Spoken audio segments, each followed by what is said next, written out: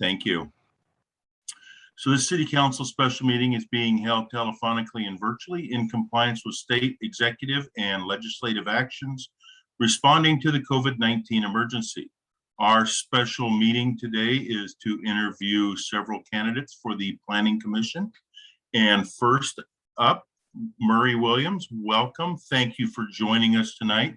And thank you for reapplying for the Planning Commission. So with that, we have a standard set of questions that we will ask each of our candidates. And I am going to let each of our council members introduce themselves. I'm sure you know everybody, but I'll reintroduce themselves. And what for you, you have only 6 questions tonight. Okay. And I'm going to turn it over to Jared. Hi, Murray. I'm Jared, one of the council members. Good evening, Jared.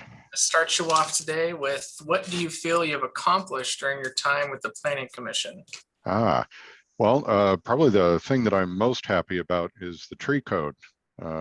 Getting the trees better protected and better managed in the city, while still keeping in mind private property rights and the need of the city to expand its commercial base. So that's my favorite thing that I've accomplished so far. I would say the next exciting thing is going to be the form-based code, the completion of that. Thank you. Hello, Murray. This is Sean. How are you? Hello. How are you doing, Sean? I'm good. Good. So I've got the second question. Alrighty.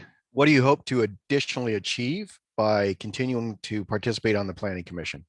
Well, I'd like to see the form-based code through and continue providing my input on that. I'd like to be involved in Lake Point as it continues to move along, and also the town center and the downtown zoning, and hopefully start to bring in some interesting stuff into our retail centers as they become available. If there's a way that we can kind of urge some interesting things to come in. Thank you. Hi, Murray. Christina here. Hi, Christina. My question for you is, what changes would you like to see in the city of Covington over the next 10 years?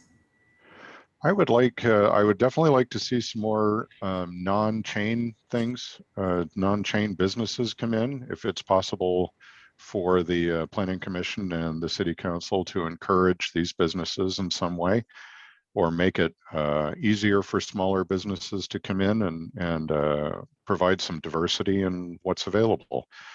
I would say that the other thing that I would enjoy seeing, although I'm not sure that there's really anything we can do about it, would be to migrate away from so many fast food restaurants and come up with some more interesting and healthy options. So. Thank you. Hi, Murray. I have question number 4. Hello, Jennifer. Hi, nice to see you. Nice to see you too. Thank you. Do you have any suggestions to improve the way the City Council and the Planning Commission interact? I actually do not. I'm really happy with the way the City Council and the Planning Commission interact, and I've been really excited to see how the information and the suggestions that have been put forth by the Planning Commission since I've been on it have been received by the council. So no, I think it actually works really well. All right, thank you. Thank you. Hey, Murray, it's Joseph Simomo. How are you doing tonight? Hey, Joseph. I'm doing fine. How are you doing? Good. You might hear my 5-year-old in the background. I'll try to keep Quite that all to right. a minimum. So I have question number 5, if my math is correct. All right. What do you see as the most important function of the Planning Commission? I would say the Planning Commission, what we do is we take care of, because there's a lot of work involved in running a city, and to expect the City Council to independently on its own take care of all of the things that need to be deferred from the city staff for resolution and decision, I think would be way too much to ask for volunteers and people that run for office on their own. So I think the Planning Commission has its job of making suggestions and helping to reduce the workload on the council and do the investigation work that needs to be done to come up with those suggestions and recommendations. So I think we're here to help the council for the betterment of the city. Thank you, Murray. Thank you. Hi, Murray. It's Elizabeth. How are you? Hello, Elizabeth. I'm doing fine. How are you doing? Good to see Good. you. Good to see you too. So I have the last question. Okay. What do you recommend to improve the commission's work and operations? What do I recommend to improve the commission's work and operations? Well, I would say if there was one thing that I might suggest, well, there's a couple things. There has been a long-standing work item to provide sort of a new commissioners package to help new commissioners come up to speed on what the commission needs to do more quickly.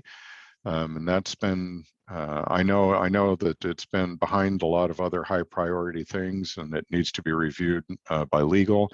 But I think that that's something that would be really helpful because I know that at least one of our newer planning commissioners expressed many times that they would like to have some more help in getting up to speed on what it is that they're supposed to be doing, what is expected of them and what's expected of the commission. That's probably the most important thing.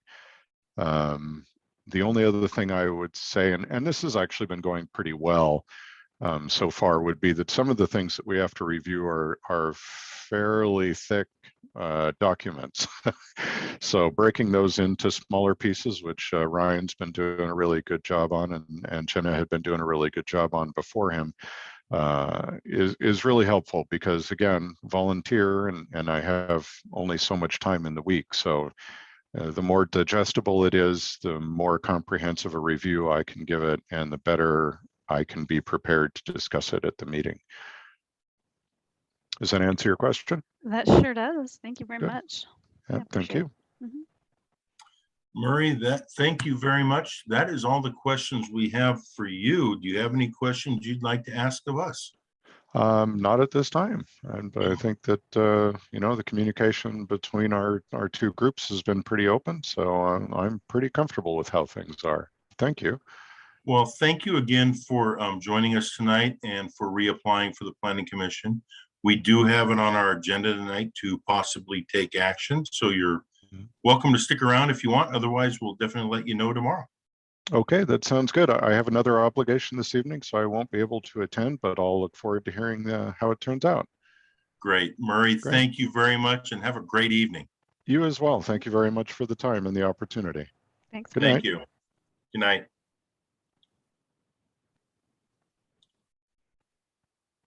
If you'd like to stop the recording while we wait.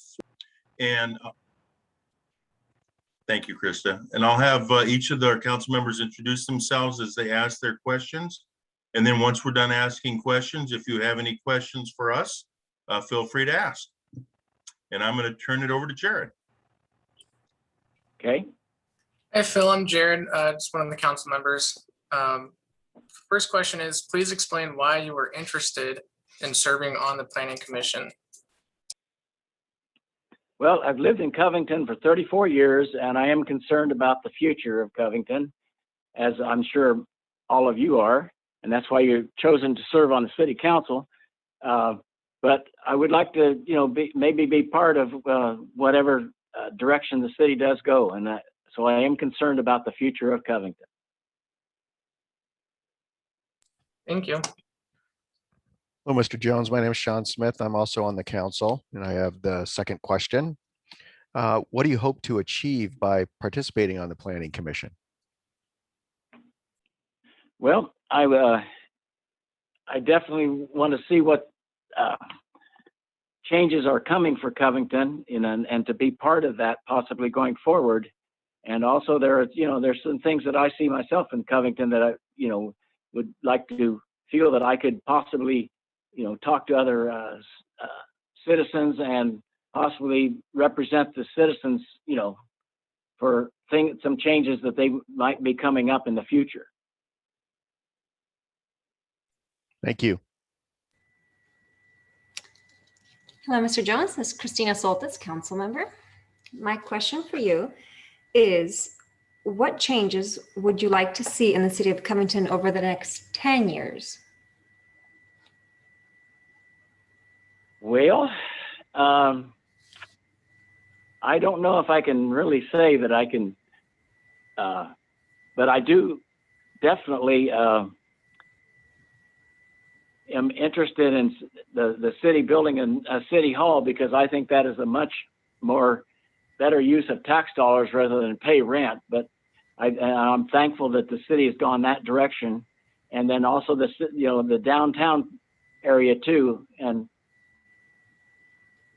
also I just want to see the potential growth of Covington. The annexation or anything else. I'd like to be able to be part of that. Thank you.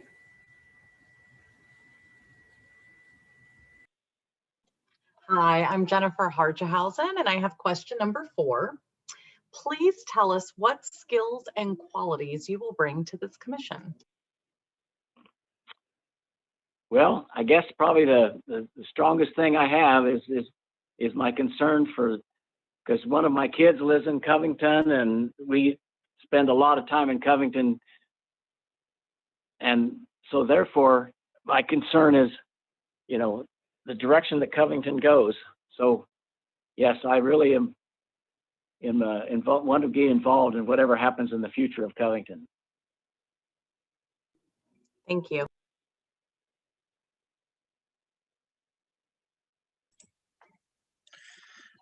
Hello, Mr. Jones. I'm Joe Simono. I have question number 5 for you. How do you see the city council and the planning commission interacting? Well, I definitely know that the planning commission can suggest some changes from the information that is provided them by the staff, so the best possible alternatives are presented to the city council to make the decision. So they need to work hand in hand together to get the very best for the citizens of Covington. Thank you. Good evening, Phil. This is Elizabeth Porter, council member. The question that I have for you, what do you see as the most important function of the Planning Commission? Well, I see today I read the municipal code to see what the mandate was for the Planning Commission, and we have to be a part of any changes going forward, regarding many different parts of the city. So it's important that we know exactly what direction that the rest of citizens want Covington to go, the best we can to involve the public. Great, thank you. Phil, I have question number 7 for you. Are there any potential conflicts of interest that you may have in serving on the Planning Commission? No, I don't have anything that'd be a conflict of interest in my life. I'm retired, been retired for 6 years and loving every minute of it, and it's a busy life, but we have grandkids and kids and, and grand dogs, and, no, I have nothing in my life that would be a conflict of interest. Great, thank you.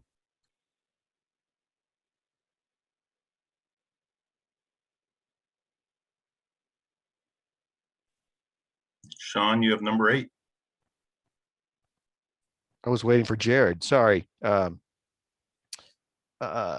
Last question, Mr. Jones. Part of the commission's role is to be an ambassador for the city of Covington. How would you fulfill that role?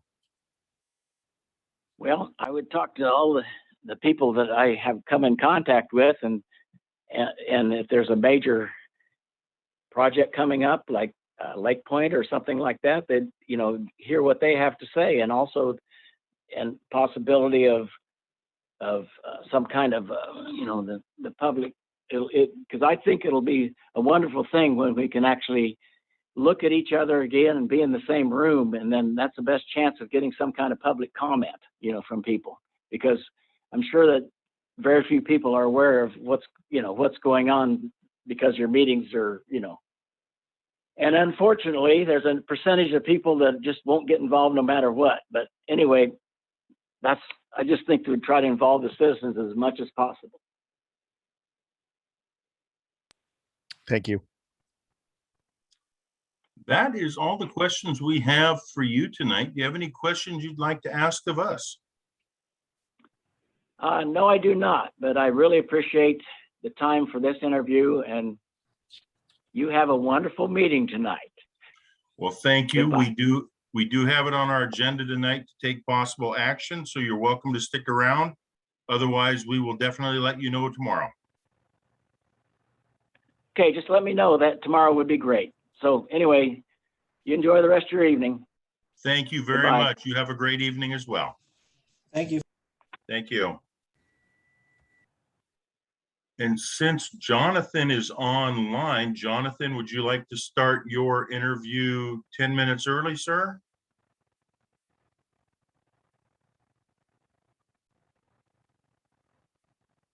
He disappeared. Oh, there you are, Jonathan. You willing to start early, sir? You were on mute.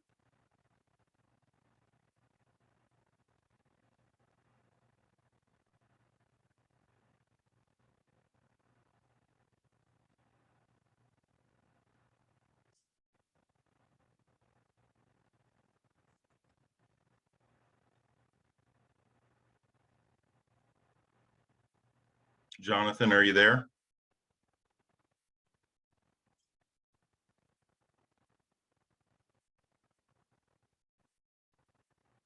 Might have stepped away from your computer for a minute.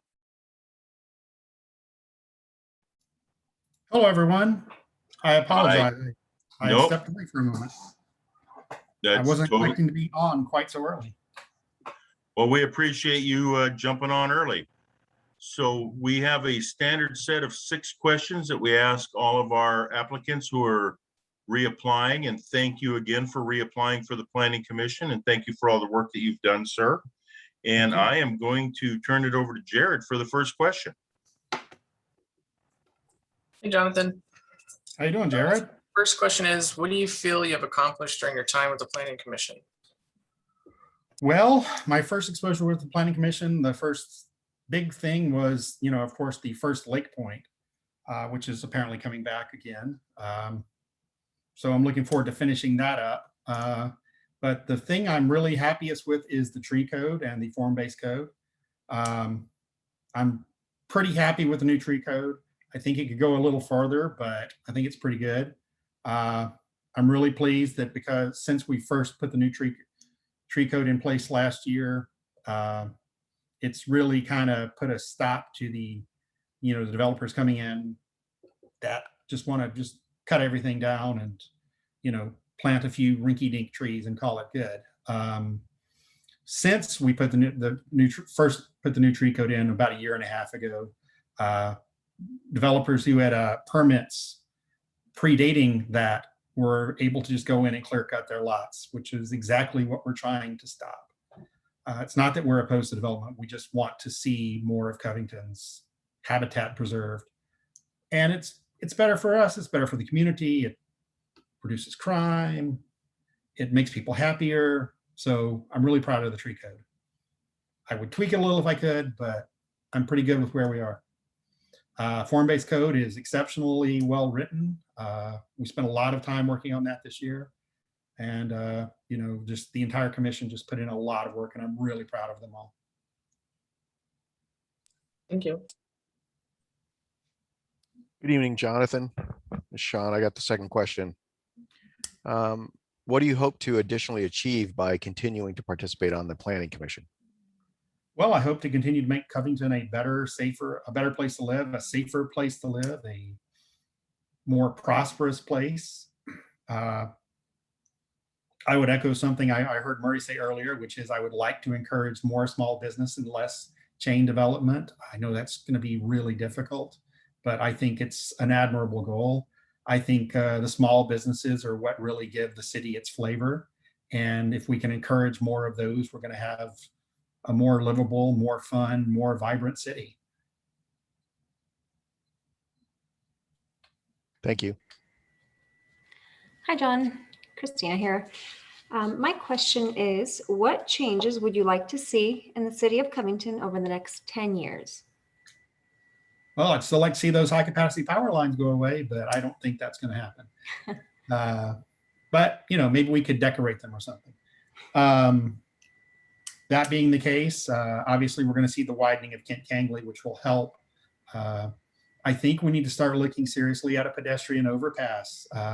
We have a lot of residents on the north side of Kent Kangley, or sorry, yes, the north side of Kent Kangley, and a lot of shopping on the south side of Kent Kangley. And a lot of those residents are elderly.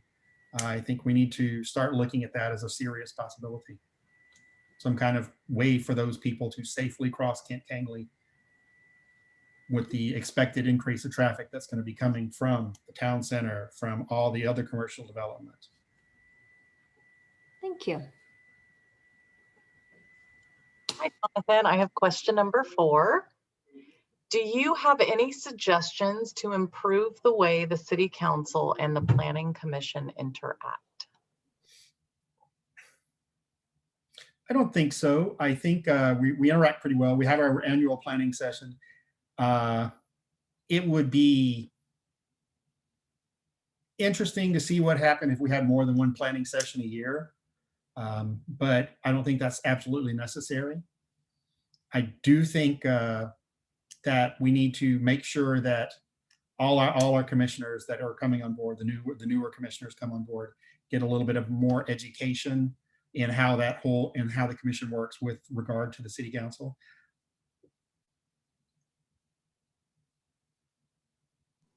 Okay, thank you.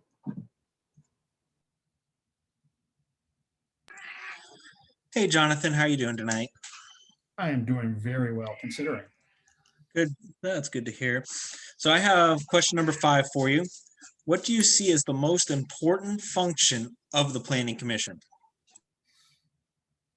We do a few things. The first thing we do is I don't want to say we provide the layman's perspective, but we try and look out for the positions of the residents, provide those insights into how things should work, how things will work. The second thing that I like to do, and some of the commissioners agree with me, not all of them do, I like to look for things that could be potential problems down the line and make sure that we have some defenses built into that. Get that feedback into the draft code early before we get it up to you and we start seeing problems developing. And of course, we have to, represent the interests of the developers. We have to encourage growth, but we have to do so in a sustainable manner.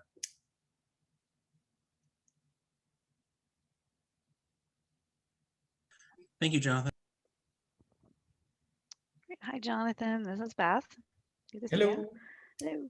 Hello. The question I have for you, what do you recommend to improve the commission's work and operations? You already mentioned the one thing about the onboarding, but yeah, we've been talking about that for some time. At least one active commissioner is eagerly looking forward to it, and it appears that since David did not reapply, that we're going to have another new commissioner.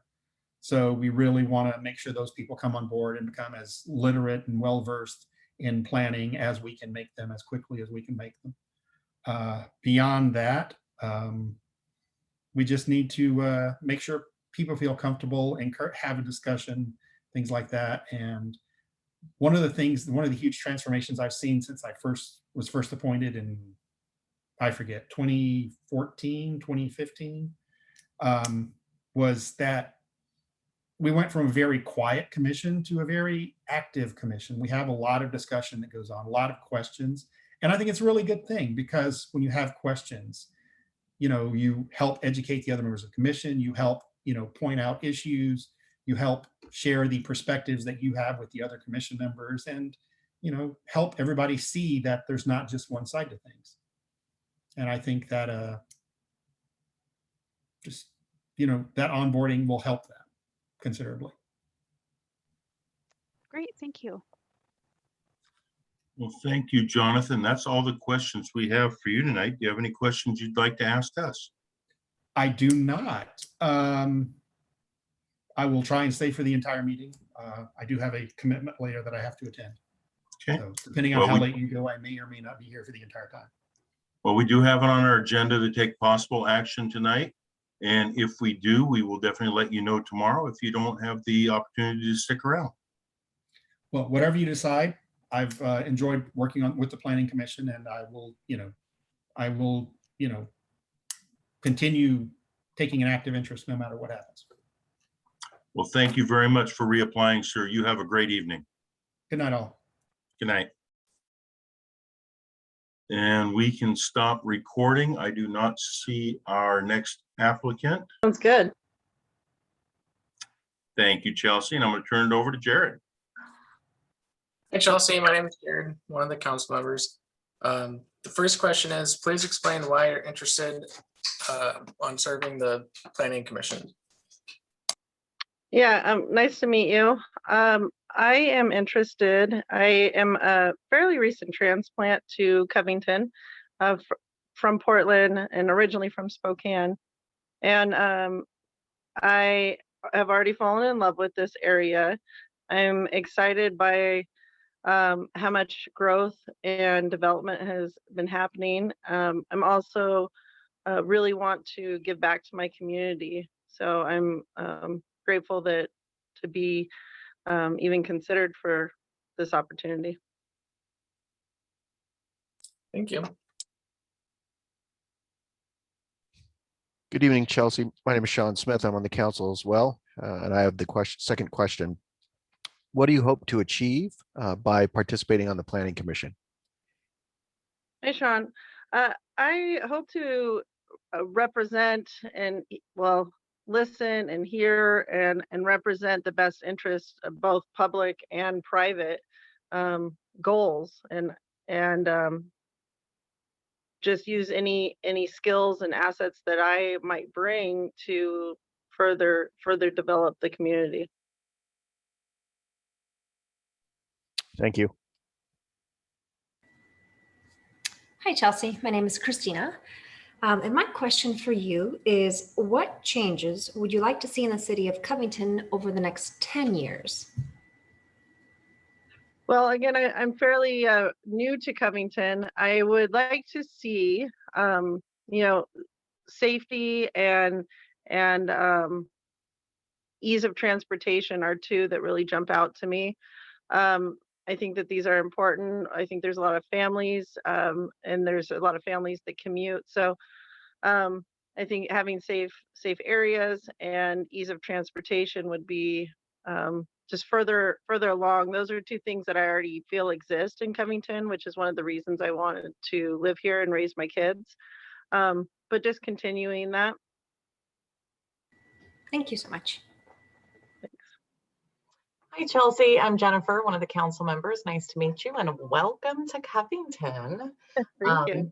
Love to hear about people moving here and living it like we do. I have question number 4. Please tell us what skills and qualities you will bring to this commission.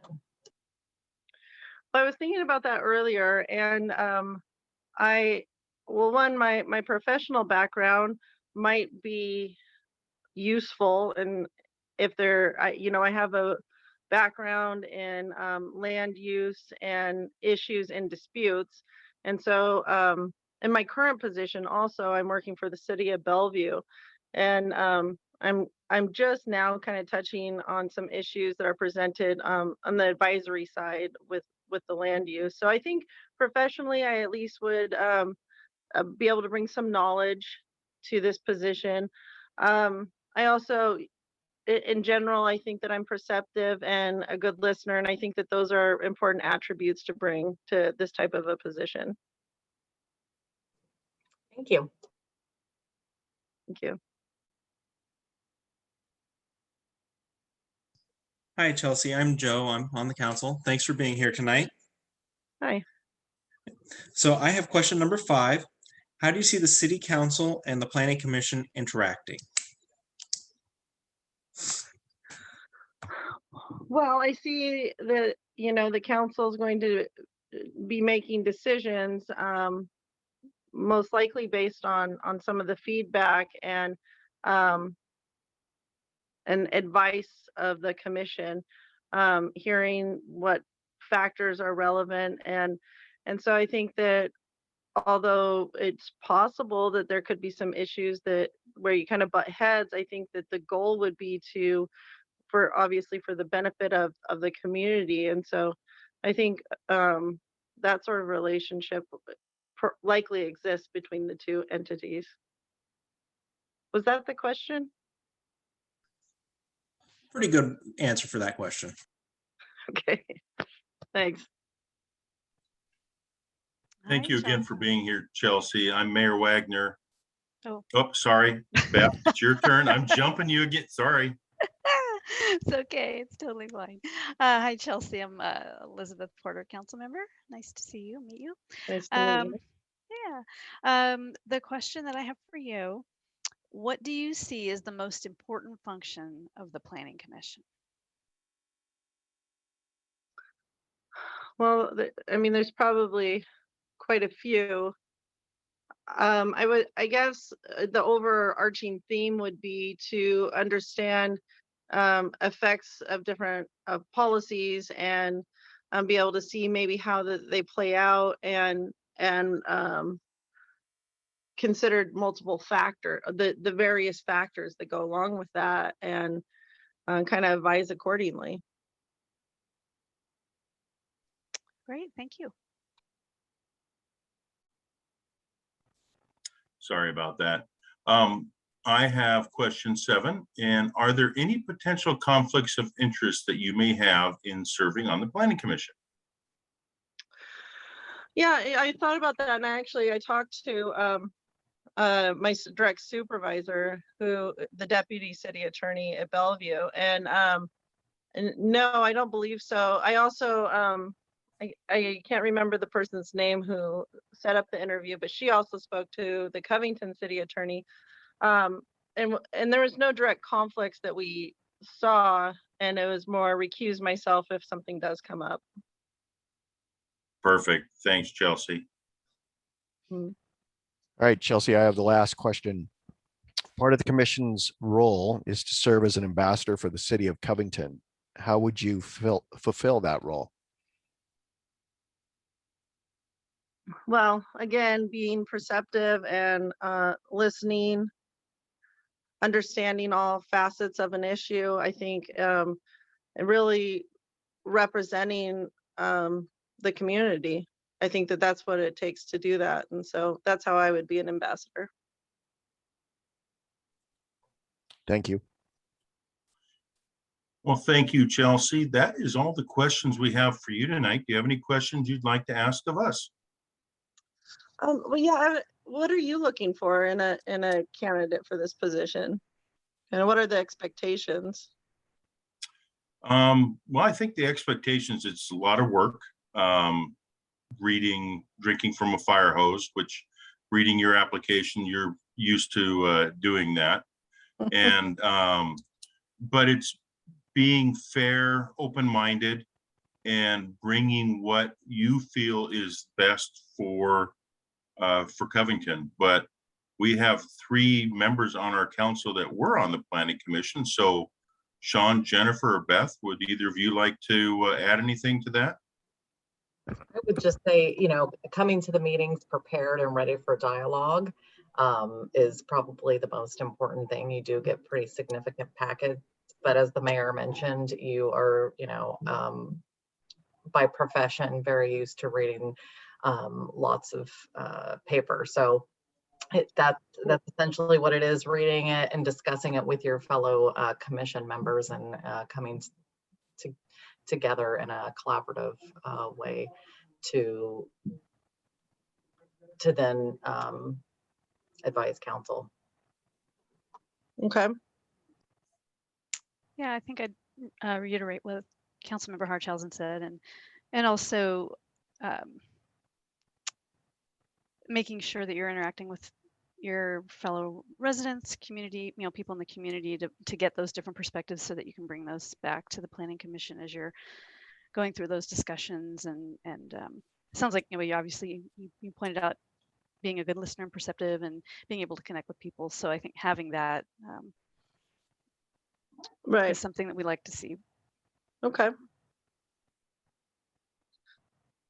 Nope, you're on mute, Sean. I guess I'll just jump in. The only thing I would add is to be willing to ask, those clarifying questions or questions when you don't understand. So come with a willingness to learn and to understand that you have a part to play and a role to play in making the community better. So that's what I would do.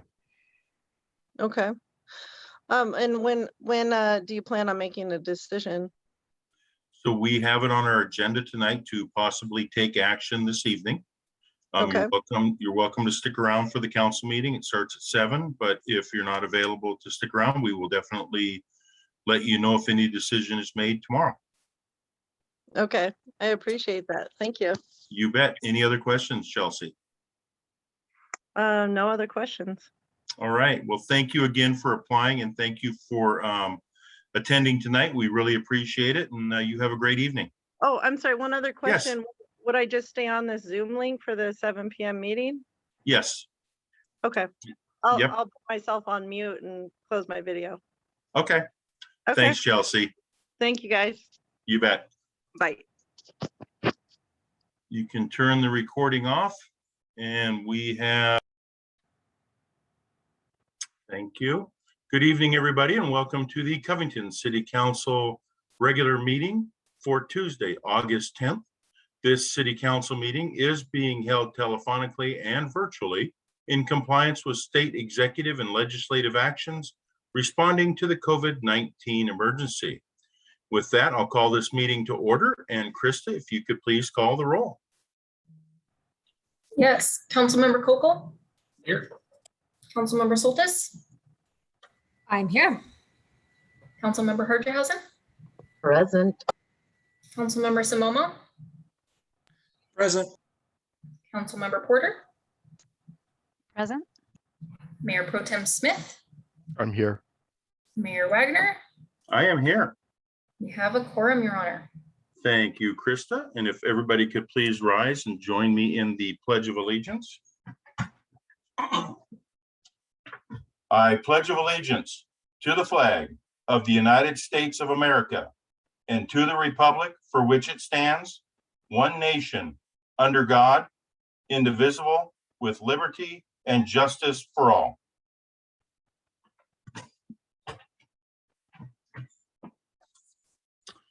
Thank you, everybody, for that. And we will move into approval of agenda. Before approval, new business item number 7, we are moving to a future date. And also on public communication, our senator cannot be here right away, so we will move the public communication around until they arrive. Then we will jump into recognition of 47th district legislators. Regan, do we have any other changes? Nothing other than what you mentioned, Mayor. Thank you.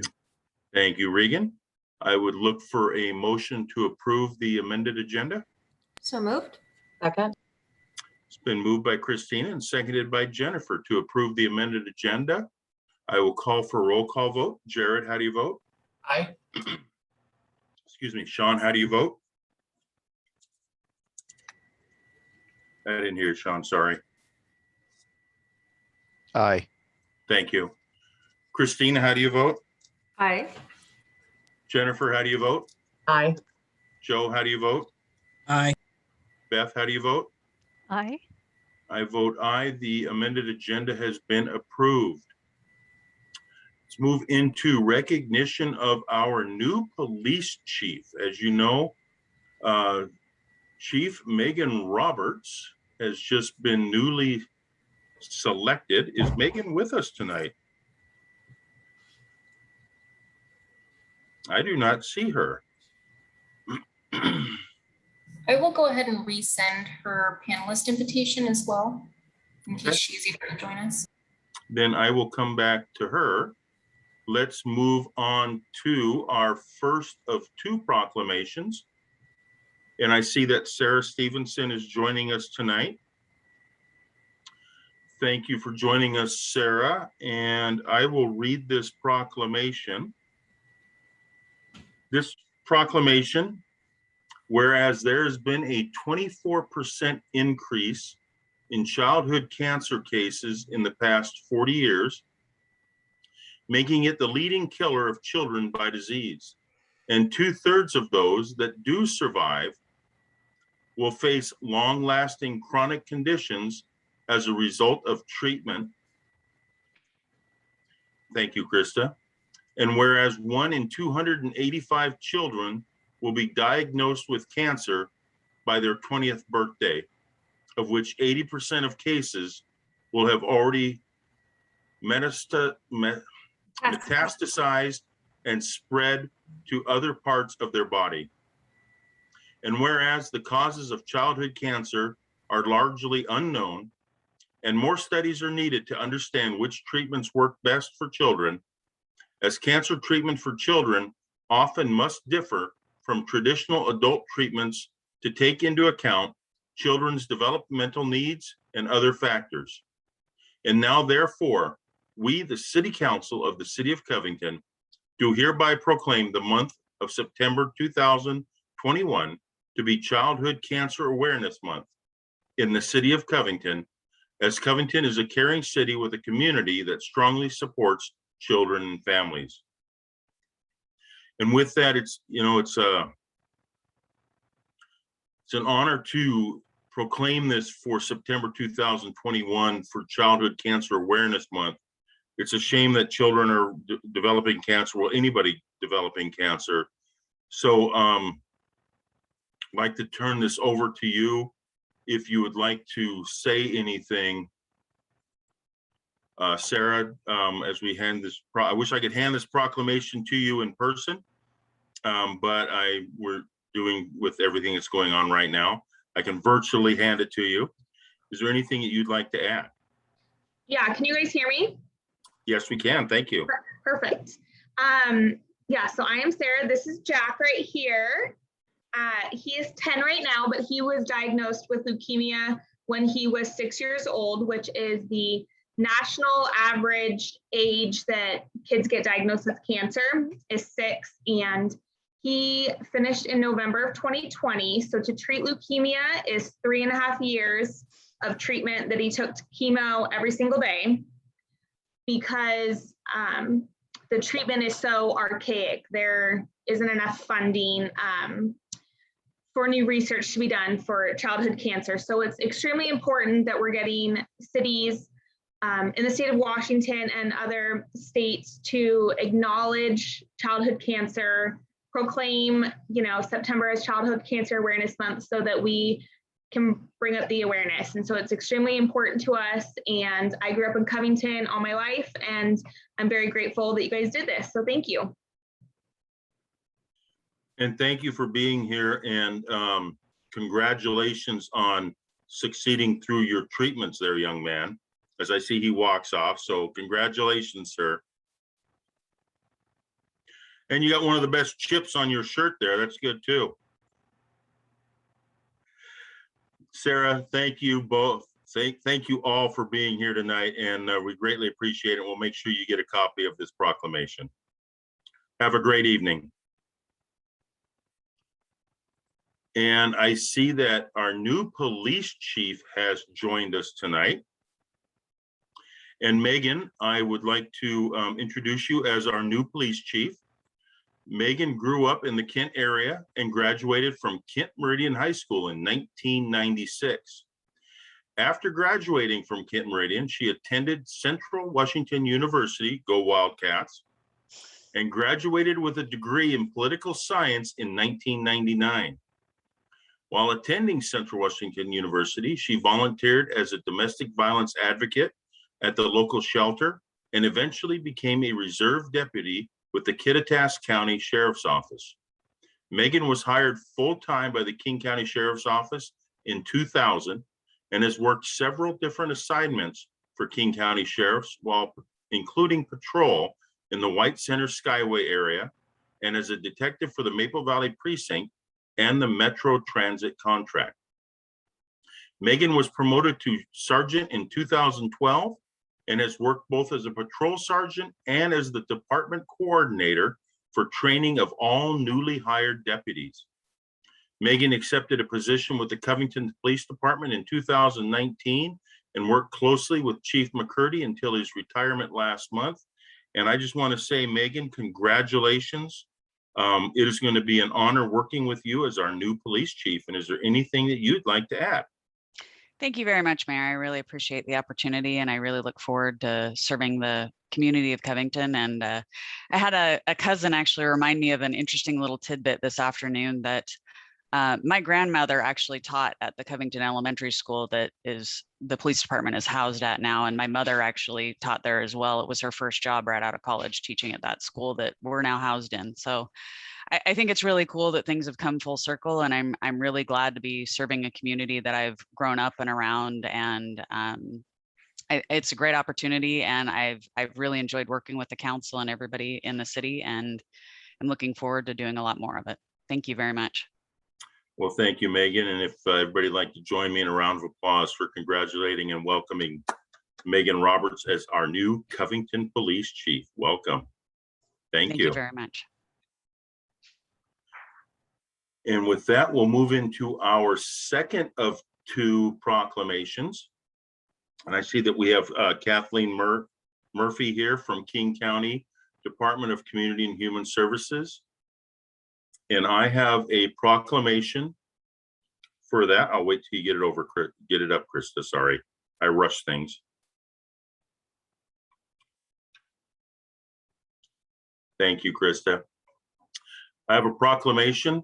Whereas mental and/or substance use disorders affect all communities nationwide, but with commitment and support, people with these disorders can achieve healthy lifestyles and lead rewarding lives in recovery. And whereas the impact of mental and/or substance use disorders is apparent in our local community, and an estimated 400,000 people in King County are affected by these conditions. By seeking help, people who experience mental and/or substance use disorders can embark on a new path toward improved health and overall wellness. And whereas through Recovery Month, people become more aware and able to recognize the signs of mental and substance use disorders, which can lead more people into needed treatment. Managing the effects of these conditions can help people achieve healthy lifestyles, both physically and emotionally. Now, therefore, we, the City Council of the City of Covington, do hereby proclaim the month of September as National Recovery Month in the City of Covington, and call upon the people of Covington to observe this month with appropriate programs, activities, ceremonies supporting this year's theme, Recovery is for everyone, every person, every family, and every community. And with this, I'd like to virtually hand you this proclamation, Kathleen. And this is a very difficult topic to talk about. And I know that this is what's going on in our communities and trying to help those that need the help. And is there anything that you'd like to add? Thank you so much, Mayor Wagner. Again, my name is Kathleen Murphy. I'm the Behavioral Health Recovery Specialist with King County's Behavioral Health and Recovery Division. I'm also someone who's proud to be in recovery from both mental health and substance use issues. On behalf of my peers recovering from behavioral health conditions, the King County Behavioral Health and Recovery Division, and the citizens of Covington, I thank you, Mayor Wagner, and honorable council members for your leadership and for proclaiming September 2021 as National Recovery Month. Your recognition of Recovery Month is important as we join together to reduce stigma and discrimination against those impacted by mental health and substance use conditions, and also celebrate the successes of those in recovery. I welcome the residents of Covington to join in celebrating people in recovery by attending Recovery Day at the Mariners, being held at T-Mobile Park on September 12th. You can find more information about this great event by visiting www.mariners.com/recovery. And finally, Recovery Month is an opportunity for us to recognize the behavioral health organizations helping individuals and families reach their recovery goals. I would like to introduce you to a local contracted behavioral health provider, Pier Washington, who offers recovery support services to the South Sound region, including residents of Covington. I believe Will Haggerty, the program director of Pier Washington's Kent office, is here with us tonight, and he may have a few words to share. Thank you very much. Thank you very much, Kathleen. Thank you, Mayor and council members. I'm very pleased and very honored to join you today. And what a beautiful moment and a beautiful proclamation. So thank you so much for recognizing Recovery Month. As Kathleen said, I'm the program director with Pier Kent. And so we're in your neighboring city, but Pier Kent's mission and vision and our charter includes all of South King County, responding to the needs of individuals and families in recovery.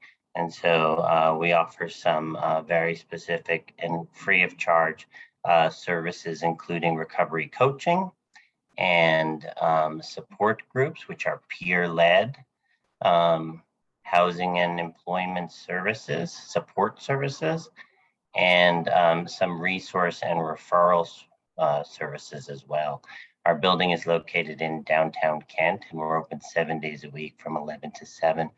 And one of the main focus we have is to respond to the needs of South King County community. And so that can be family members of people in recovery, or it can be family members, spouses, partners, parents who are themselves experiencing difficulties or struggles with their recovery. So we cast a pretty wide net, since as some of the information you shared in the proclamation, this is something that touches all of our lives and all of our communities. And so we're very proud to be working in South King County and trying to, on behalf of Pier Washington, to be really peer-to-peer services. Everyone that works for us is in recovery as well, myself included. So it's a very special and distinct kind of model of support. So again, I'm very happy to be here today, and I thank you, Kathleen, and all of you for the invitation. Well, thank you, Kathleen and Will, both of you, for being here tonight, and it's an honor to proclaim September National Recovery Month, and we'll make sure that you get a copy of this proclamation. Thank you for being here tonight. Have a great evening. And with that, seeing that our representatives and senator, they'll be here in about 25 minutes. Let's move into our first of two public comment periods. Speakers will state their name, address, and organization. Comments are directed to the city council, not the audience or staff, and comments are not intended for conversation or debate and are limited to no more than 4 minutes per speaker. Notice to all participants pursuant to state law RCW 42.178.555, campaigning for any ballot measure or candidate in City Hall and or during any portion of the council meeting, including the audience comment portion of the meeting, is prohibited. And is there anybody in the audience wishing to address council this evening? If there's anybody in the audience, please raise your hand. Seeing nobody raise their hand, we will have a second opportunity towards the end of our meeting for for additional public comment. We'll move into approval of consent agenda. This is consisting of items C1 through C9. Look for a motion to approve. Moved. So moved. I heard Beth moved and Sean seconded. I'll call for a roll call vote. Jared, how do you vote? Aye. Sean, how do you vote? Aye. Christina, how do you vote? Aye. Jennifer, how do you vote? Aye. Joe, how do you vote? Aye. Beth, how do you vote? Aye. I vote aye. The consent agenda is approved. Let's move into new business item number 1, which is to consider appointments to the Planning Commission. We interviewed 4 people tonight, and then we also interviewed Darren Groff earlier this year and appointed him to a position which he is choosing to, wishing to run again as well for those positions. So does council wish to take any action tonight? We have 4 positions open with terms expiring August 31st of 2025.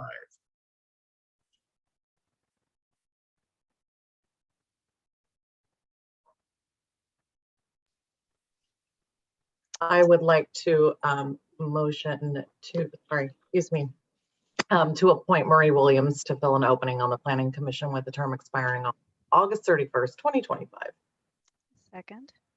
It's been moved by Jennifer and seconded by Beth to appoint Murray Williams to fill an opening on the Planning Commission with a term expiring August 31st, 2025. Jennifer, would you like to speak to your motion?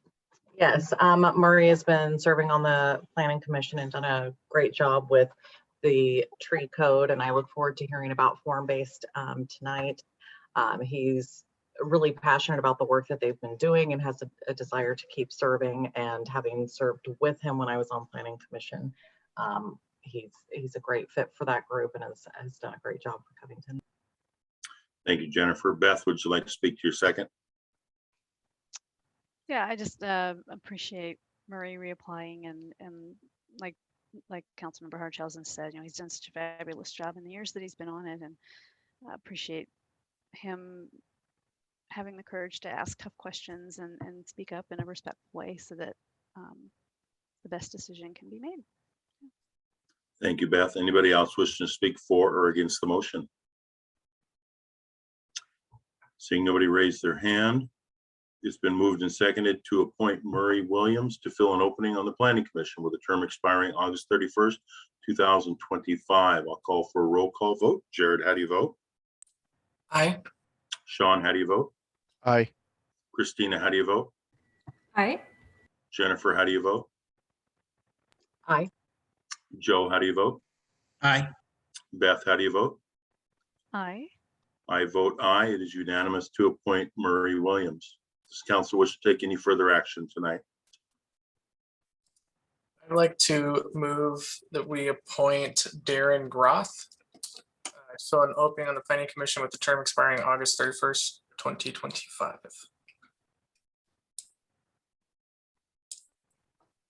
Second. It's been moved by Jared and seconded by Sean to appoint Darren Groff to fill an opening on Planning Commission with a term expiring August 31st, 2025. Jared, would you like to speak to your motion? Yeah, I like how eager Darren is, and he's stepped up to fill the position, and he wants to continue doing his work and being involved. So I'm excited to have him continue to serve our community. Thank you, Jared. Sean, would you like to speak to your second?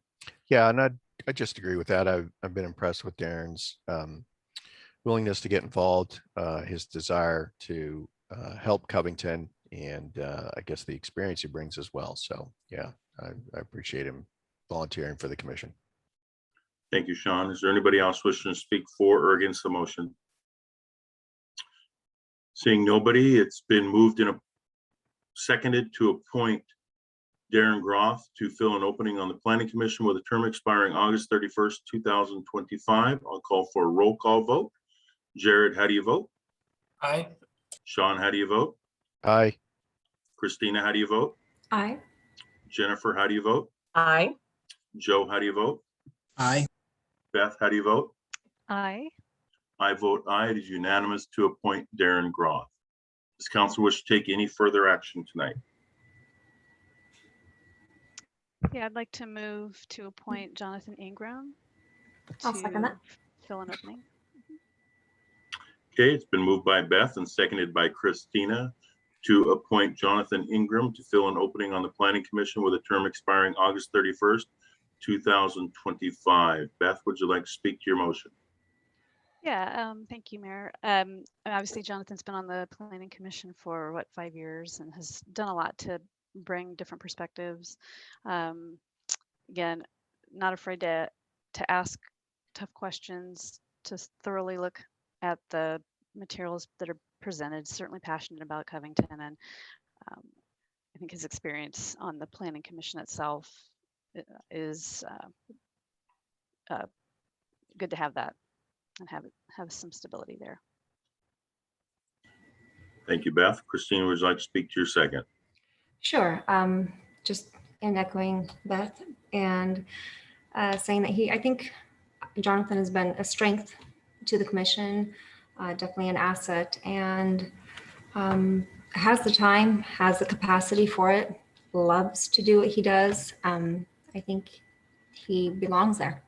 Thank you. Thank you, Christina. Is there anybody else wishing to speak for or against the motion?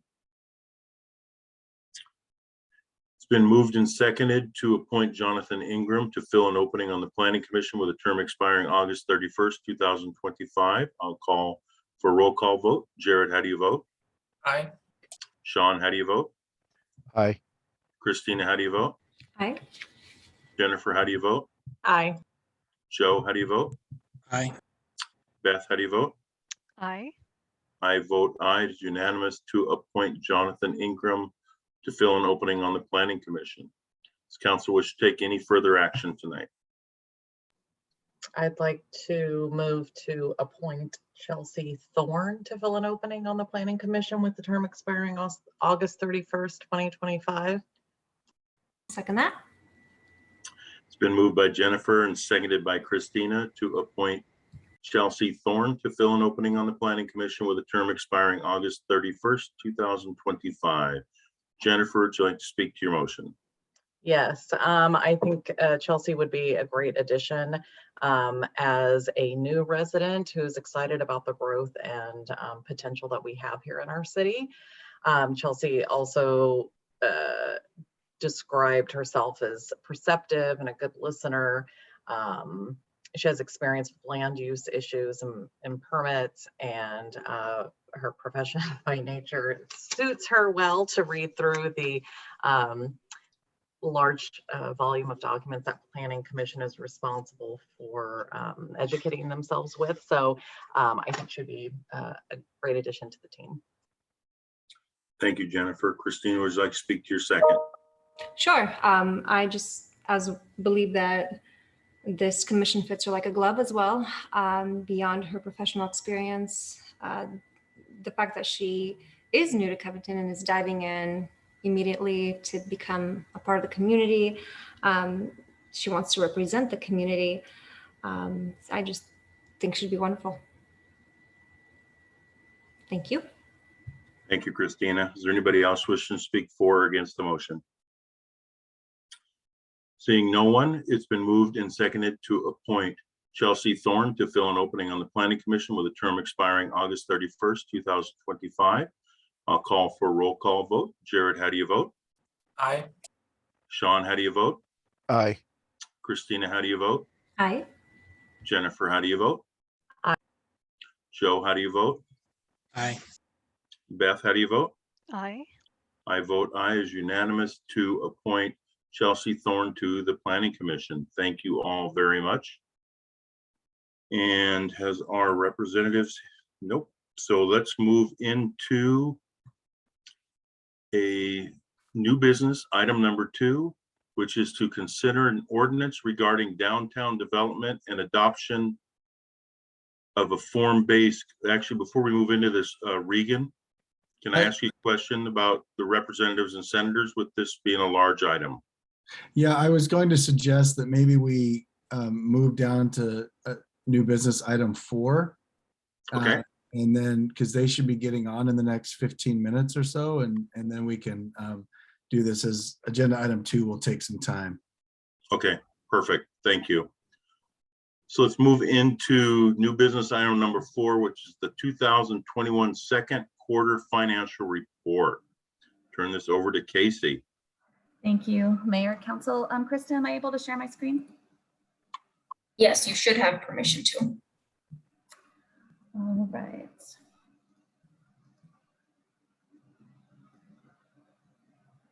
Well, here we go.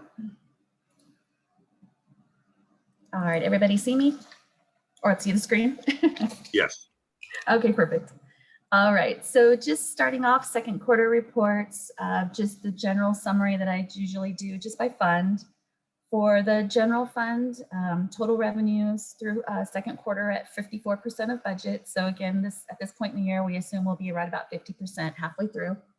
Our total expenditures are at 22.7% of budget. That's excluding our transfers out. For the street fund, total revenues are at 48%, down just a little bit from where we anticipate them being. And I'll explain a little bit more when I get into the street fund on the gas taxes. For total expenditures, we're right at 43%, so below budget.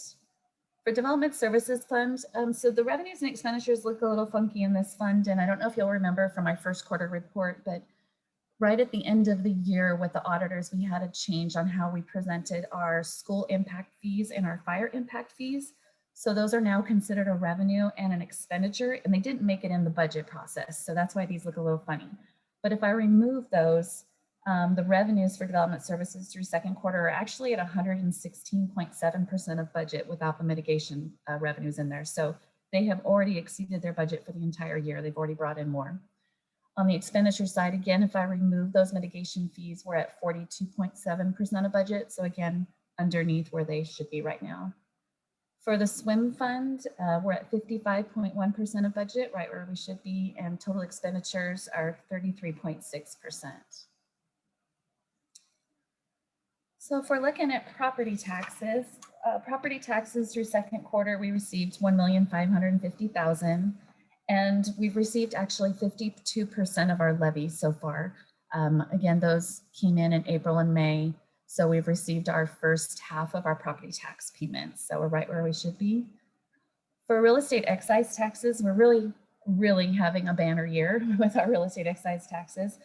Through second quarter, we've already received 127.9% of our budget.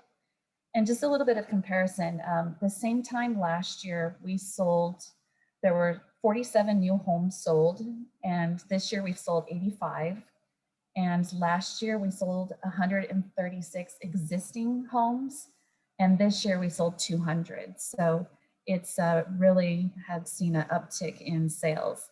And actually, if you look at this chart here, you can see that even though we ticked down a little bit in 2020, down to 471,000 collected through June, you can see how much we've popped up here in 2021, 895,000.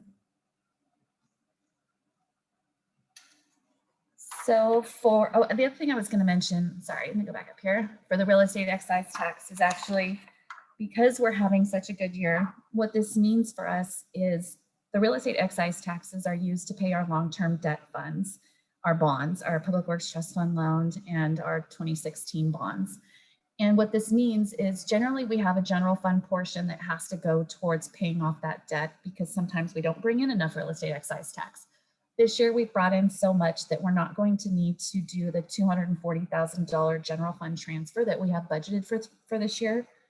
And unless things really slow down for 2022, we would also not need to do any general fund monies towards our bond payments next year. So that's really good news. For our retail sales and use taxes for second quarter, total collections are at 58.9% of budget. And this is where it gets a little difficult to compare since many of the non-essential businesses were closed during this time last year, but still comparing each category as best as we can second quarter to second quarter of 2020. Retail still came in higher at 14.9%, construction at 29.8%, and food services at 5.4%, and all other categories, my miscellaneous categories, were up 31.7%. And then just a couple of our other sales taxes that we have, if you remember, the HB 1406 sales tax, and we've currently just brought in a little over $17,000 or 43% of budget. There's a little bit of, that should probably be right about 50%, but for some reason we're missing a month from Department of Revenue, so we're following up on that and see if we can get that collection from them. And then the total collections for HB 1590, this is the one that went into effect January of this year. And we're at 36.2% of budget, but that one will catch up at the end of the year once we get the money for January and February 22, which will be accrued back into 2021. Those are really November and December's funds. So then we'll see that pop back up and meet budget. For utility taxes, second quarter, we're at just 1.4% above last year's collections. This generally stays relatively flat from year to year, but you can see this year the electricity has popped up a little bit, about $25,000, and our telephones are still slowly going down. For the general fund, operating revenues, like I mentioned before, are at 54% of budget. Total expenditures, excluding our transfers out, are at 22.7% of budget. And overall, we've spent about 23.2% of our budget. And there's only one department that I'll point out, and that is central services. That's a little bit above their 50%. And that's because they have one-time expenditures that happen earlier in the year when we buy our insurance that we have to pay first thing in January, and it's a fairly large payment. So that's why that one's over. For public works, for the street fund, our operating revenues are at 48%. And just to dig a little deeper into what is in those operating revenues, we have our Comcast franchise fees, which are right at budget estimates at 50.5%. And then this is where I mentioned the gas taxes are dragging us down just a little bit in our operating revenues. We're at 43.4%. And that's just really because we're just seeing a lot of folks that are still staying home with remote work, and we're seeing those gas taxes just come in a little bit lower. Our motor vehicle license fees are up just about 0.7% from the same time last year, but we have collected 51.5% of budget. For total expenditures, excluding the transfers out, we're at 43%. And if we switch over to the swim fund, the operating revenues are at 55.1%. And this one is the same collection period as the property taxes. So those monies that are due in April, we start collecting in May and June. And we've already received 51.5% of our total levy. So we're right where we should be. So development services, like I mentioned before, they have already exceeded their budget for the year as far as revenue collections go. They are, if I exclude the impact fees, they're at 116.7%. And the operational expenditures are at 42.7% if I also exclude those mitigations. The number of permits for single family residences are at 50 compared to 27 in 2020. So quite the increase, almost double. And for all permit categories, there were 297 permits issued through June compared to 205 in 2020. So development services is definitely keeping busy. For aquatics, recreation, and cultural arts, second quarter budget to actual for aquatics revenues is at 61.6% of budget, and recreation and cultural arts are at 54.2% of budget. And I expect both of these departments actually to exceed their budgets for the year because Rachel actually developed those budgets, Rachel and Pat, to be a little bit slower at the beginning of the year and slowly ratchet up as restrictions start to ease. So I expect to see both of those come in over budget. For operating expenditures, aquatics came in at 33.8% of budget, and recreation and cultural arts came in at 27.9% of budget. And I know the numbers are really tiny, but if you look at the aquatic center splash count, you can really see how we're ticking back up there for 2021. For cash and investments, our cash and investments total $37.6 million. This is a considerable increase over June 2020 of $8.4 million. The largest gainers are the General Fund, Development Services Fund, our new ARPA Fund or CLFRF Fund, which is Coronavirus Local Fiscal Recovery Fund, quite the mouthful, and our SWIM Fund. The local government investment pool is generally where we hold all of our pooled cash, and it's still earning quite a low interest rate at 0.07. We have $29.9 million in there currently. And any investments that we have outside of the LGIP, we have $5.9 million in there currently, and they're all currently held in U.S. government agencies. And you can see here that CLFRF fund, that 2.9 million, that's our first distribution of the ARPA funds that we received. For the capital investment program, the city has collected $886,975 in the mitigation fees and $813,000 in the park fee in lieu and park impact fees. And those go straight to our street projects and park projects to help with matching grant funds and help get those projects done. And I won't go through all of the CIP projects, but you can really see the 204th project is moving right along. We've spent about $5 million and brought in about $5 million. For our bonds, not a lot of movement there. Again, those bonds are due to be paid off in 2027, and our next principal payment will be due in November of this year. And our Public Works Trust Fund loan, again, will be paid off in 2024, and our next principal payment isn't due until June of next year. And those impact fees that I was talking about earlier that we've collected just this year so far, we currently have a balance of a little over 2.1 million. And again, those can be used for transportation projects. And then I won't go through all of the charts, but really this is just the detailed information by category. If anybody has any questions, or I'd be happy to answer any questions you have on those. Does council have any questions for Casey?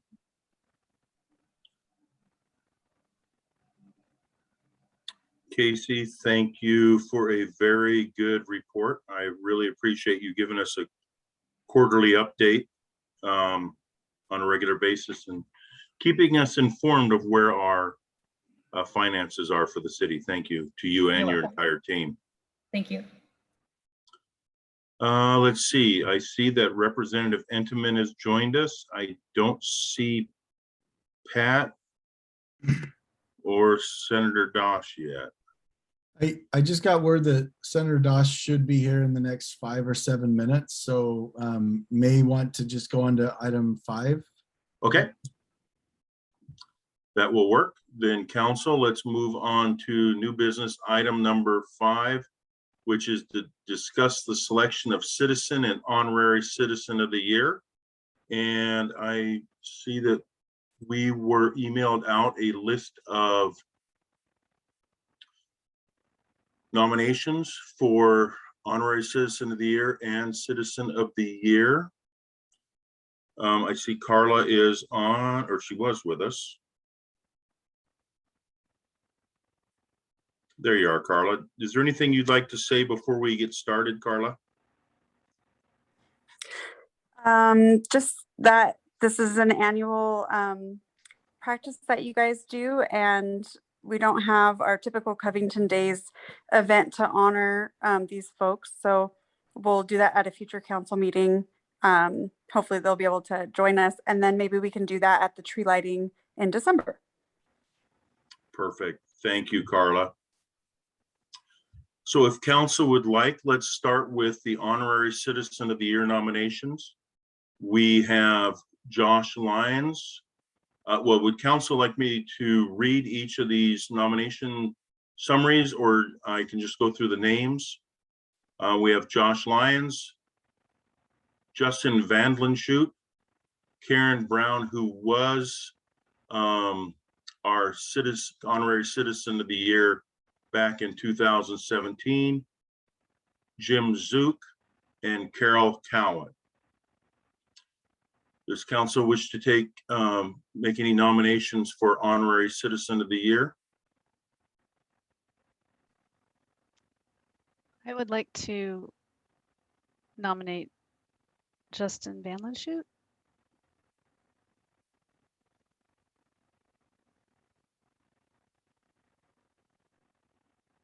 Not hearing a second. Is there another nomination for honorary citizen of the year? Yes, Mr. Mayor, I'd like to nominate Jim Zuck with the for honorary citizen of the year. Second. Okay, it's been moved and seconded to nominate Jim Zuck for honorary citizen of the year. Are there any other nominations for honorary citizen, well, we'll take this first. Jared, would you like to speak to your motion? Yeah, Jim, yeah, he does a lot just supporting the city, supporting organizations within the city, holding fundraisers at the Safeway here in Covington, and it's like the pet food drive and providing diapers, and he does a lot for our community. Really doesn't have to. You think of, you know, a company like Safeway, you just think groceries and they're just in it for the business, but Jim's really in it to help our community outside of just being our, you know, one of our grocery stores, and I think he deserves this. Okay. Thank you, Jared. Joe, would you like to speak to your second? If I could find the unmute button, sure. Yes, when we do events for Storehouse or for any of our other food banks, the biggest cheerleader we have is Jim. He's out there, you know, reminding customers in the aisle, putting out pages over the intercom, checking on the volunteers at the front doors to making sure they're doing okay, seeing what they need.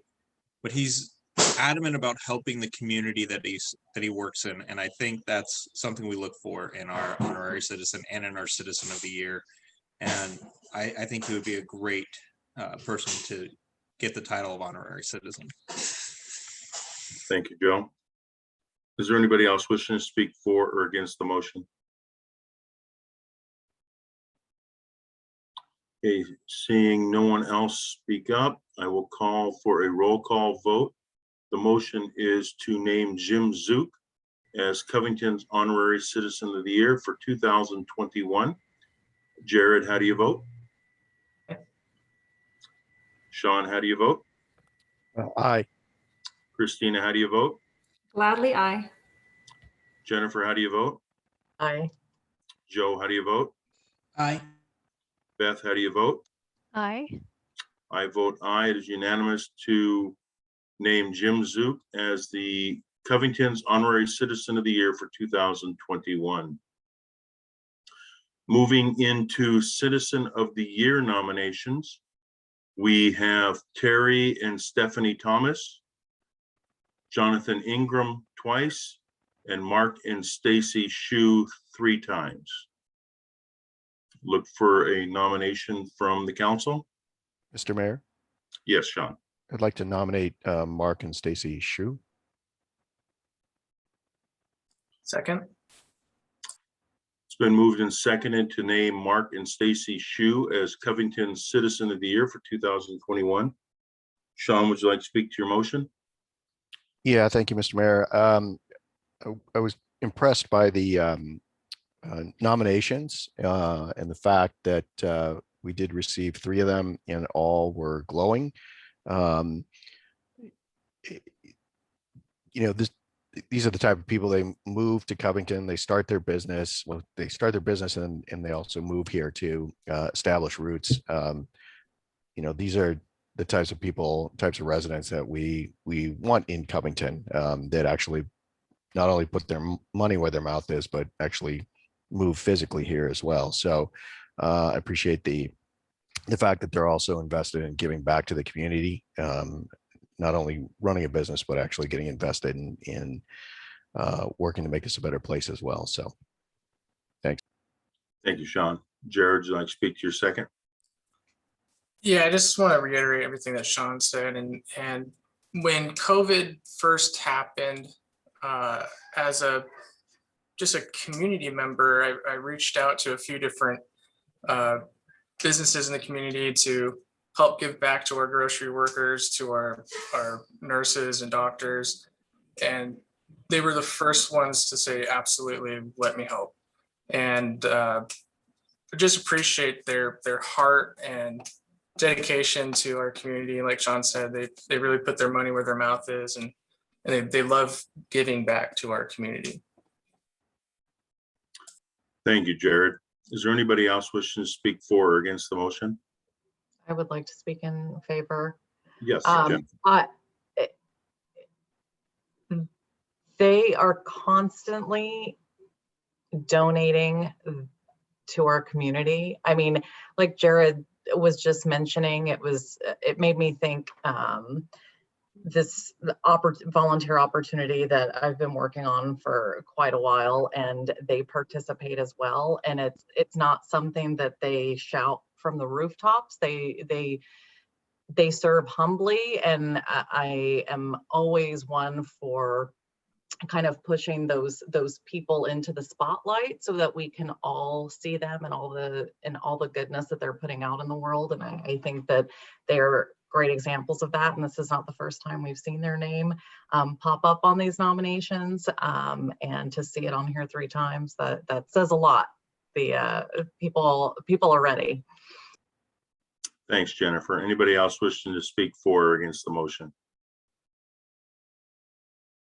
All right, it's been moved and seconded to name Mark and Stacy Shu as Covington Citizen of the Year for 2021. Call for a roll call vote. Jared, how do you vote? Aye. Sean, how do you vote? Aye. Christina, how do you vote? Aye. Jennifer, how do you vote? Aye. Joe, how do you vote? Aye. Beth, how do you vote? Aye. I vote aye. It is unanimous to name Mark and Stacy Shu as this year's Covington Citizen of the Year. And I trust, Carla, you will be letting them know to show up to a future council meeting so that we can honor them. Yes, I will make sure that happens. Thank you, Carla. And thank you for handling this once again this year to make sure that we can move forward with our honorary citizen and citizens of the year.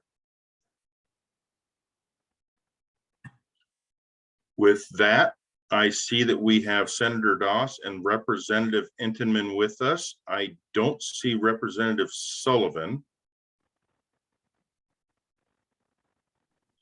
Should we move forward, Regan, or?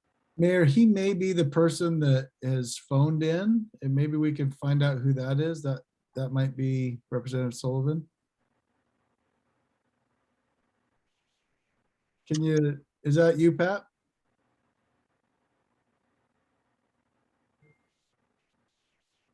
You are muted. Whoever's calling in from 206-499-2660. Is that you, Mr. Sullivan?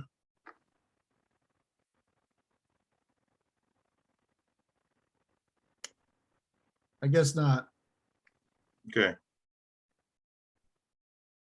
Do we want to go ahead with Senator Doss and Representative Entenmann and have them join us? And then Pat probably has grandpa duty tonight. That works. Senator Doss and Representative Entenmann, thank you for joining us tonight. I'm going to wait until, well, first, I'm going to say a few words first, and then Krista has something to share on the screen, but I want to thank each of you for all of your support for Covington and all of our residents in Covington, and the fact that you help us out to take care of everybody. The fact that you went to bat for Covington with Highway 516 in the transportation budget, planting the seeds to grow, and then taking and tackling the big chore of Highway 18. And that number continues to grow with WashDOT, with whatever new plans that they keep doing. So I know that's discussions that are coming over this year. And so hopefully next year we will see a transportation package. But tonight, Krista has something that she's going to share on the screen. And we are honoring you tonight with a jar of dirt. And not just any dirt. This is the dirt from SoCo Park. You helped us get $1.3 million to help us grow our parks for our residents in Covington. And this helps all the kids, parents, businesses, everybody be able to not just live and work here, but they can play in Covington with our parks. So we wanted to give this to you. And when we meet in September, Regan and I will be meeting with each of you. We will have a packet of seeds, so you're not just getting dirt, but giving you some seeds to plant in that dirt for Covington growing towards greatness. And I just really cannot reiterate enough how much it has been a pleasure working with you over this past year.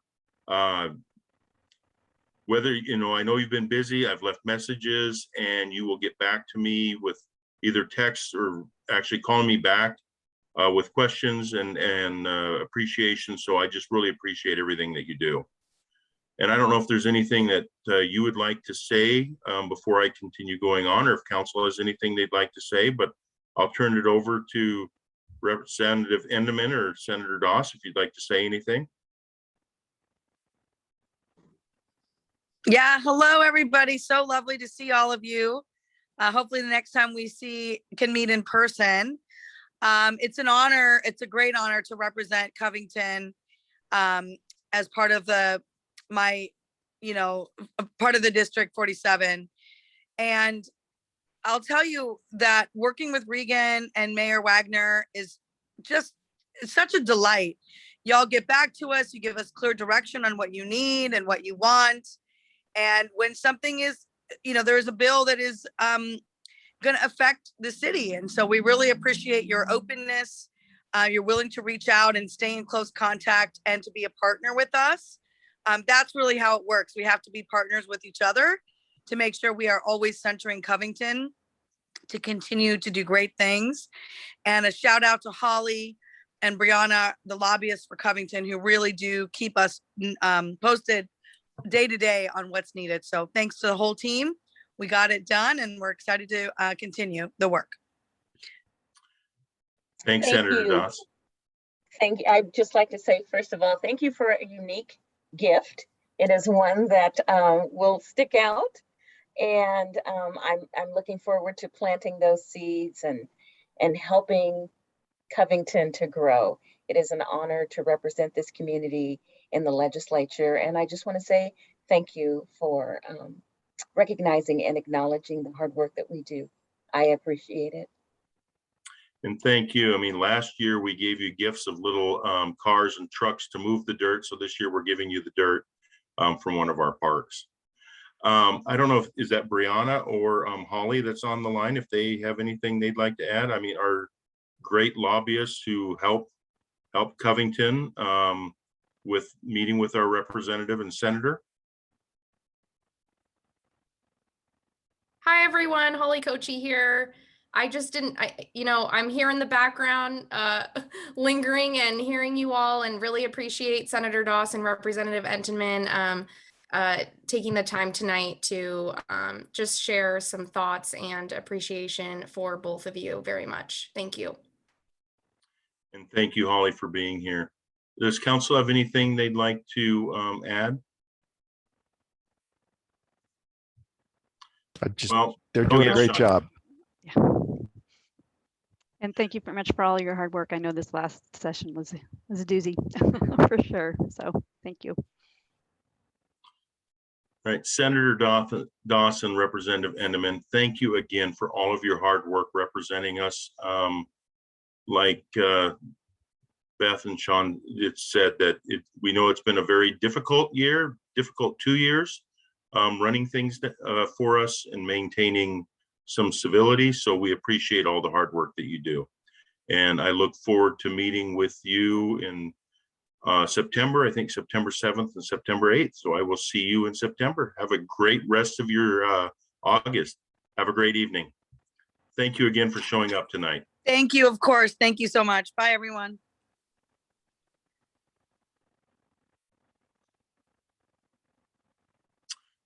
And with that, let's move into new business item number 2, to consider an ordinance regarding downtown development and adoption of a form-based code and other amendments related to SEPA infill exemption and multifamily tax exemption.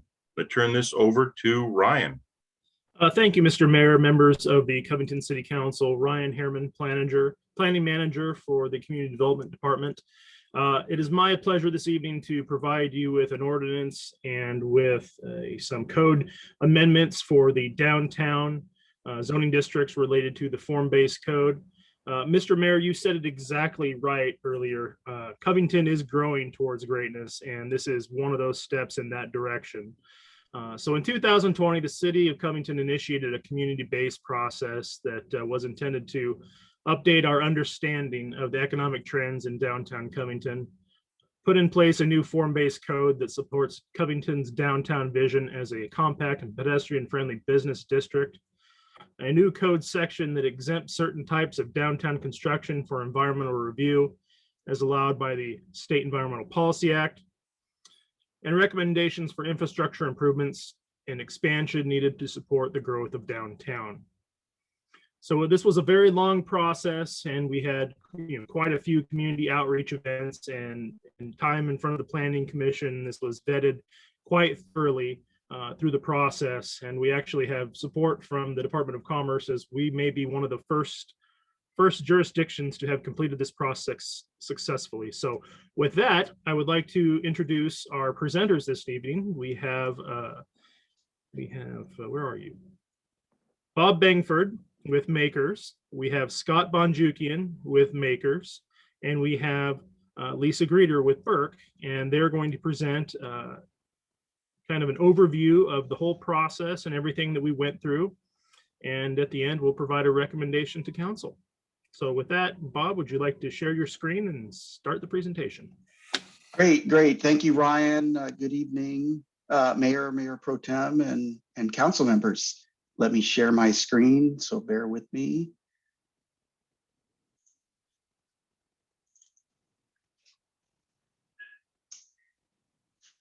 Let's see, you'll have to let me know if it's, give me a thumbs up if it's shown on your screen. Slideshow here. Move things around.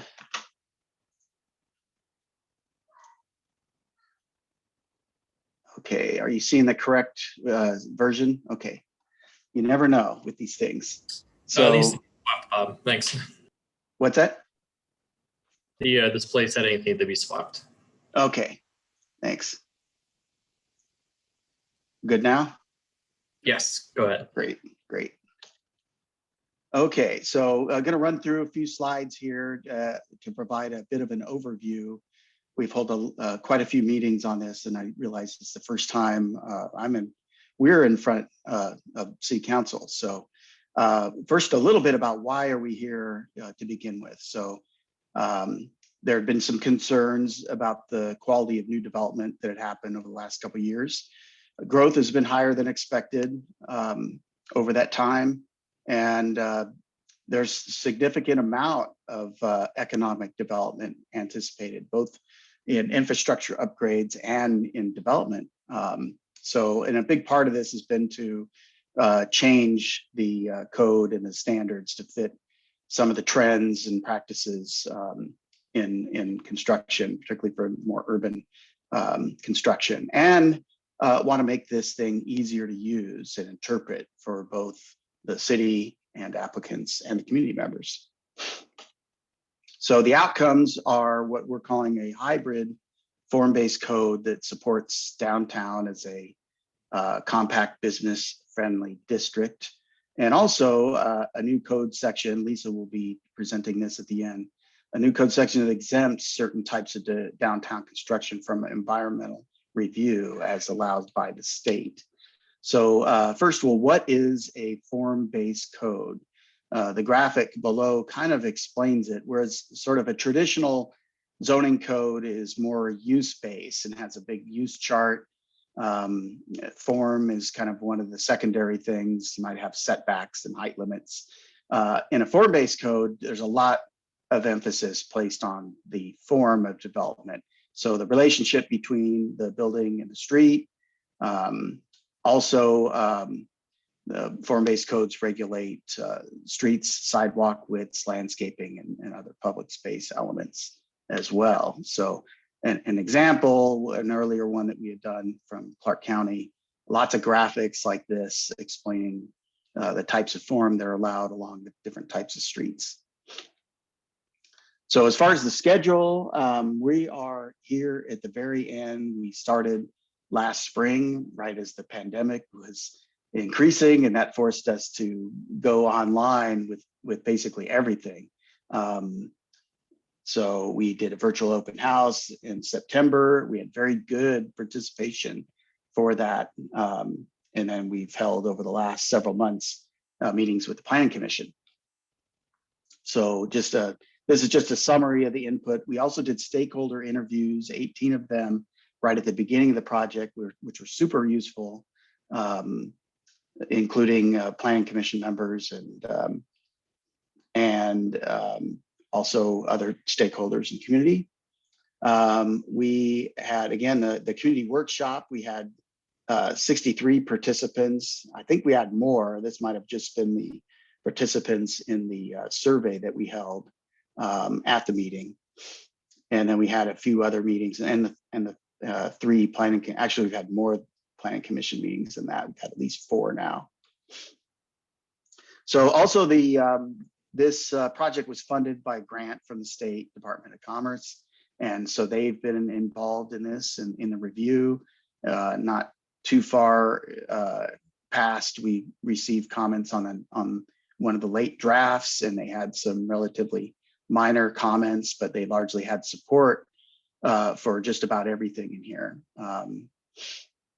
And the updated draft you have in front of you is based on some of the comments that we received from them. So getting into the code itself, I wanted to summarize 5 top things that we're doing here. And the big one is making the code easier to use and more predictable to everybody. Also strengthening and prioritizing some of the design standards, and I'll get into that a little bit. Focusing the town center development of the former elementary school site, which has obviously been cleared out already. It was still standing at the start of the project. Providing a clear framework for the form of redevelopment and the shape, and I'll get into that as well. And we also retained many of the current approaches where they're appropriate, where they're working, and we think they'll continue to work. And with the 4 planning commission meetings, there were a number of changes, especially with the recommendation that we had most recently here. And on your screen, for instance, illustrates a couple of them, including some block frontage designation adjustments, as there's a mixed-use development proposal on the site shown there, where the playground area was for the elementary school. And based on the seeing the site plan there and discussing it with staff and planning commission members, there were some adjustments. For instance, changing that frontage from landscaped requiring a setback to allowing storefronts on 276. And the other part was changing, there was a required street on that dashed line there, and this will instead allow that just to be a wide pedestrian connection. And we felt that that was okay based on the location, that it split the development in half, and also since it comes from that subdivision there. And then there's just a listing of a few other things that we made adjustments to, and adjusting the electric vehicle parking standards, for instance. And actually, one other thing I'll mention, that we really received a really good and extensive legal review of the code. Hit not just typos and other things, but cross references and other legal issues. And so that was super excellent. And that was very helpful and really tighten up the document. So the code, the way we split this up, there's a lot of components to this chapter now. So to make it, instead of having 100 different sections all just under the chapter, we organized it with these 6 different articles. The first 3, purpose, applicability, zoning, and street types. And then the last 3 are all different forms of the design standards. And I'll have a couple slides on each of those. And this slide just clarifies that some of this is mostly new. Some of it's a combination of new and old. And some of it's completely new. So the zoning, there's 4 zoning districts in downtown, and we actually didn't change anything here as far as the boundaries. We did look at some changes to the MHO zone, But in fact, we surveyed those at our workshop last September. But with the lukewarm response on that, we decided to keep it as is. But we did make a lot of changes for what you can do in those zones. So, and one of the things we did is really clean up the permitted use charts and make them easier to read and make sure that all the uses on the left column are clearly defined. So that's very clear. We took out all the footnotes at the bottom. And so instead the former footnotes are either a code reference in the right column or simply put all that footnote information in the right column there. Building height changes. So right now, at least in the main zone there, you have a 75-foot height limit, for instance. But you also have these floor area ratio maximums, and there's a density bonus system. So we flipped it around, and instead we're changing the bonus system over to height to be more simple. And what we've done is we've reduced the base maximum height from 75 to 55, but you can get a bonus to go not just to 75, but you can actually go a little bit higher. And instead there's no floor area ratio standard anymore to simplify things there.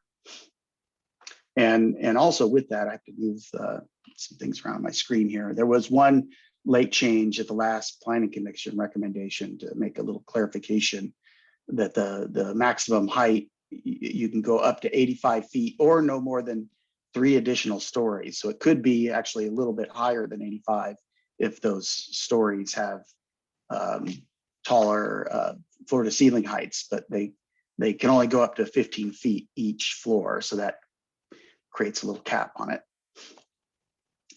So we simplified the number and types of density, or in this case, height bonuses. So you can see on the left there, we struck some types that we think should be required or going to be done, like structured parking. You're going to have to do anyways to get buildings this tall. So we took those out of the bonus system because they're going to have to do them anyways. And we sort of prioritize the public space and then LEED certification, and then followed by art element and public meeting rooms.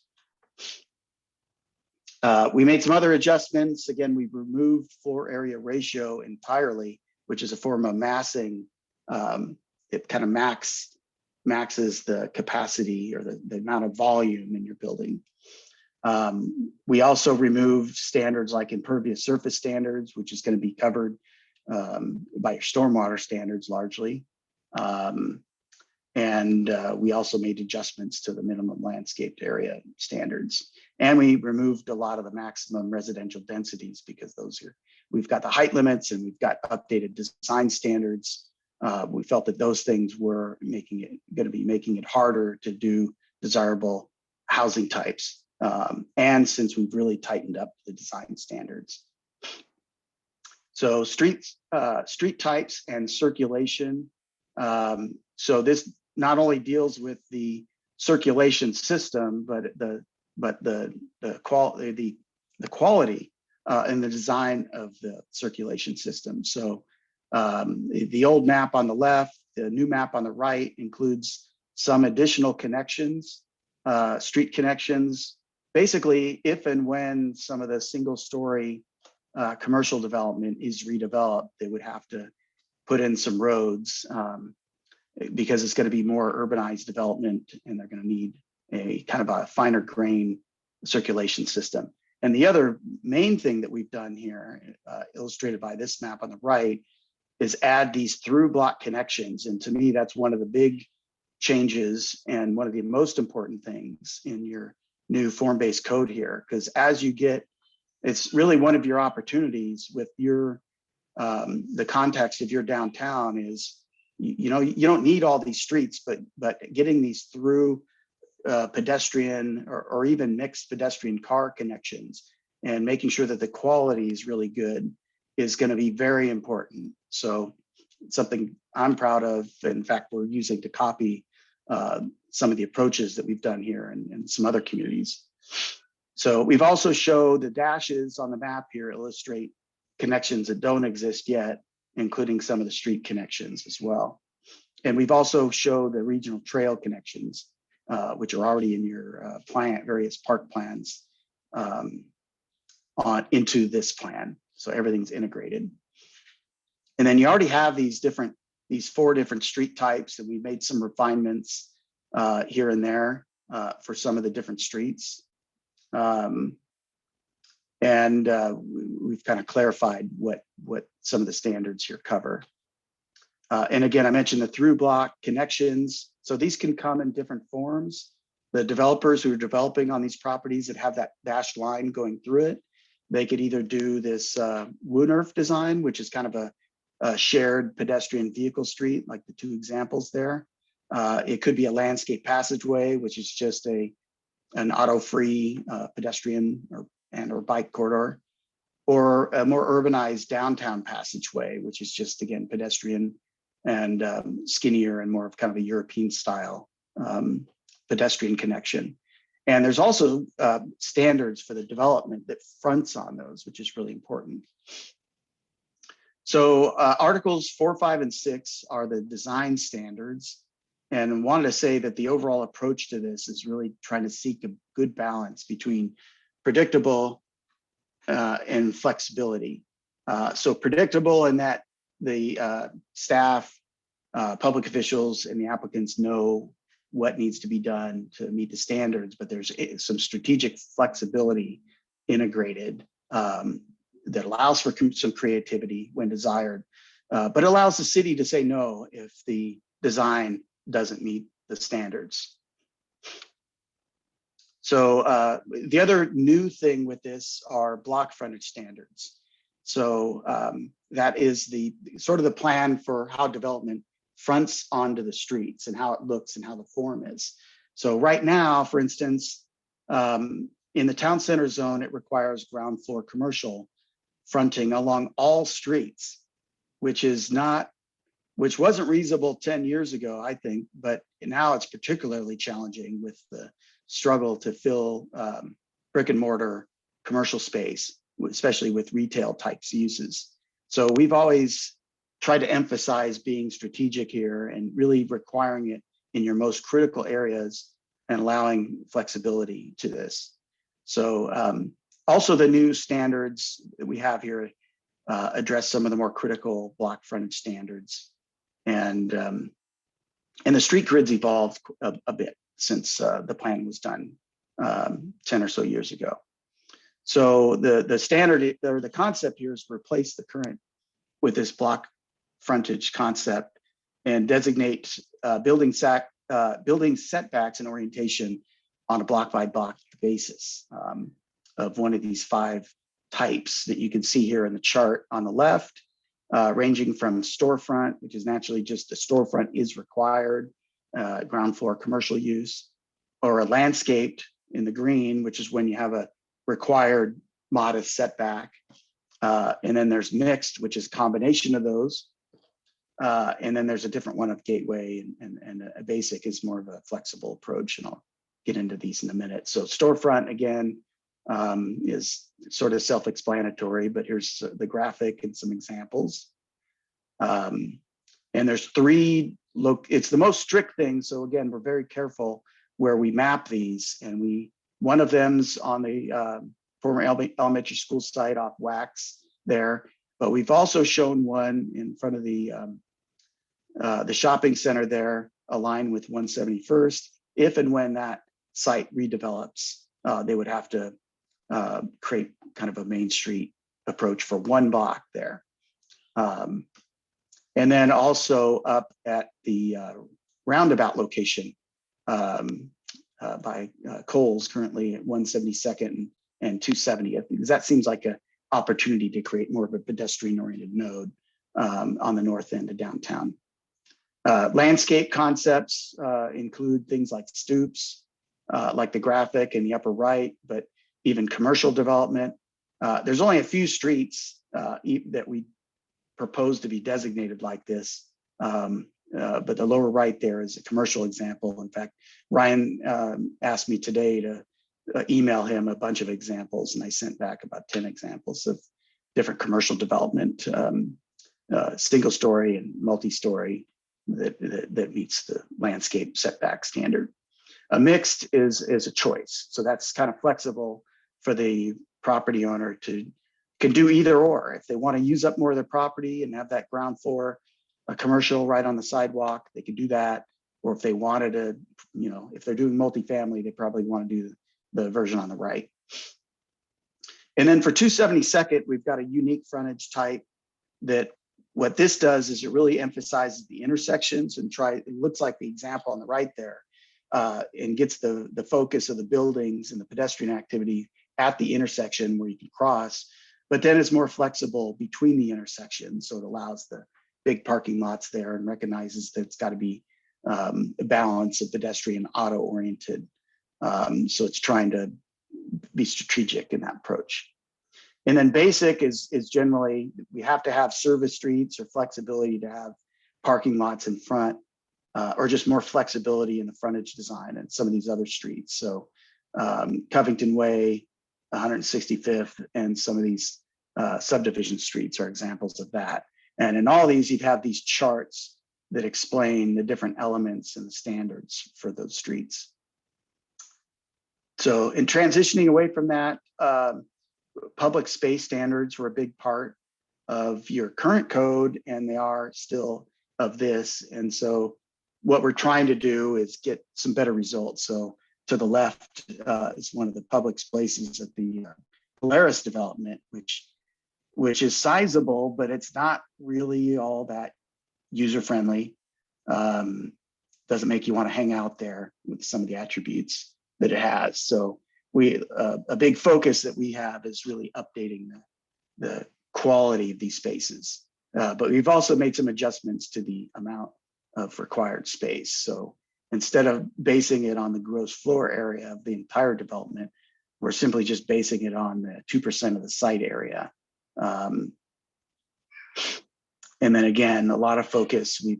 We've worked on this for years and working with landscape architects and tweaking the design to make sure that these standards allow flexibility, but make sure that the spaces meet some minimum quality standards.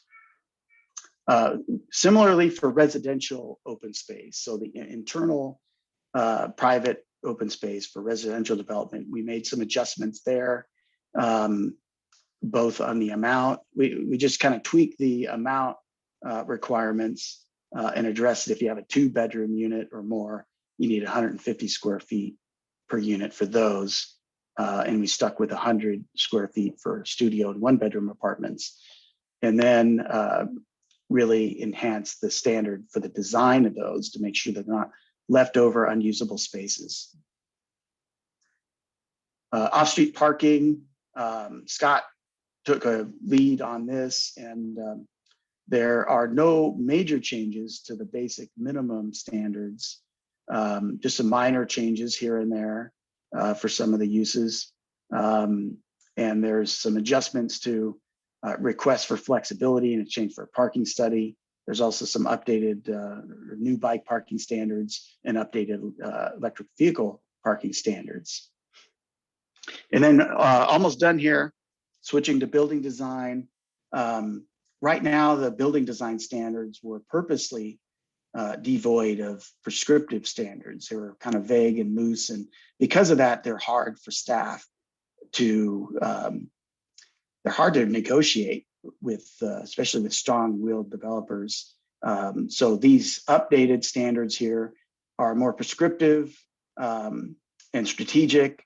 They have clear minimum facade articulation standards. So you can see the image on the right shows different measured ways to articulate a facade, whether it's the windows or the roof line or the awnings and the entries, and at a maximum interval.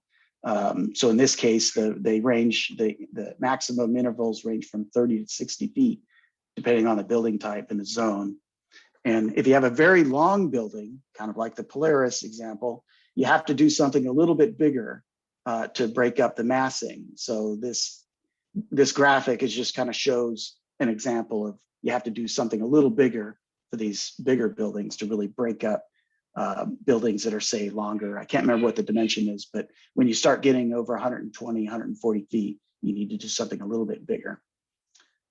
Details are important. So we've got a number of toolboxes here to say that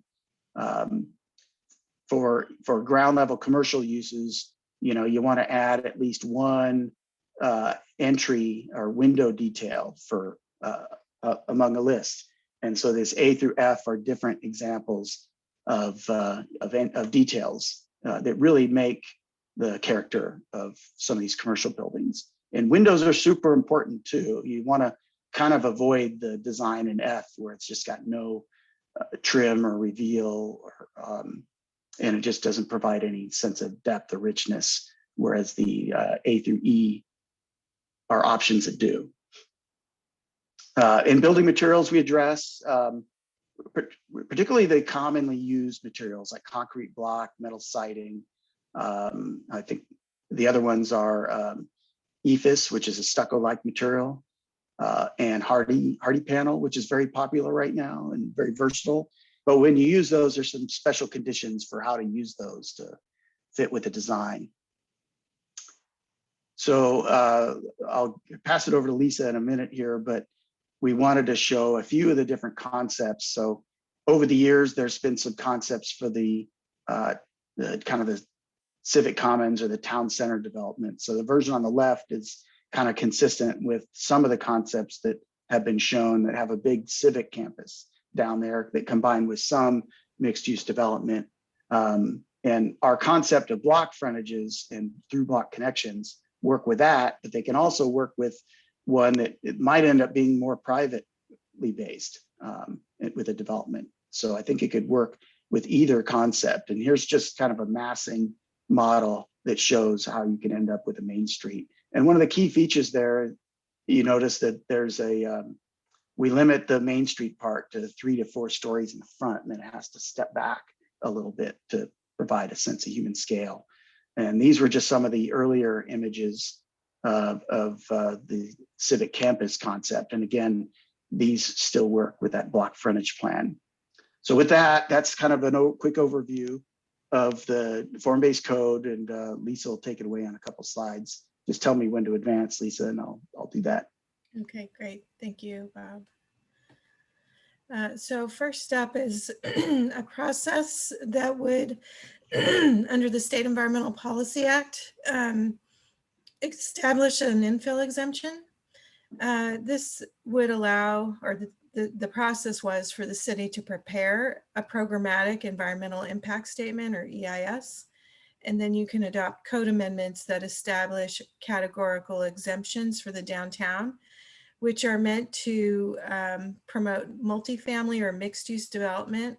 It has to be consistent with city plans. It has to fit the form-based code that Bob just introduced. It needs to meet other city requirements like transportation concurrency or critical areas. It does also allow some small amounts of commercial development standalone.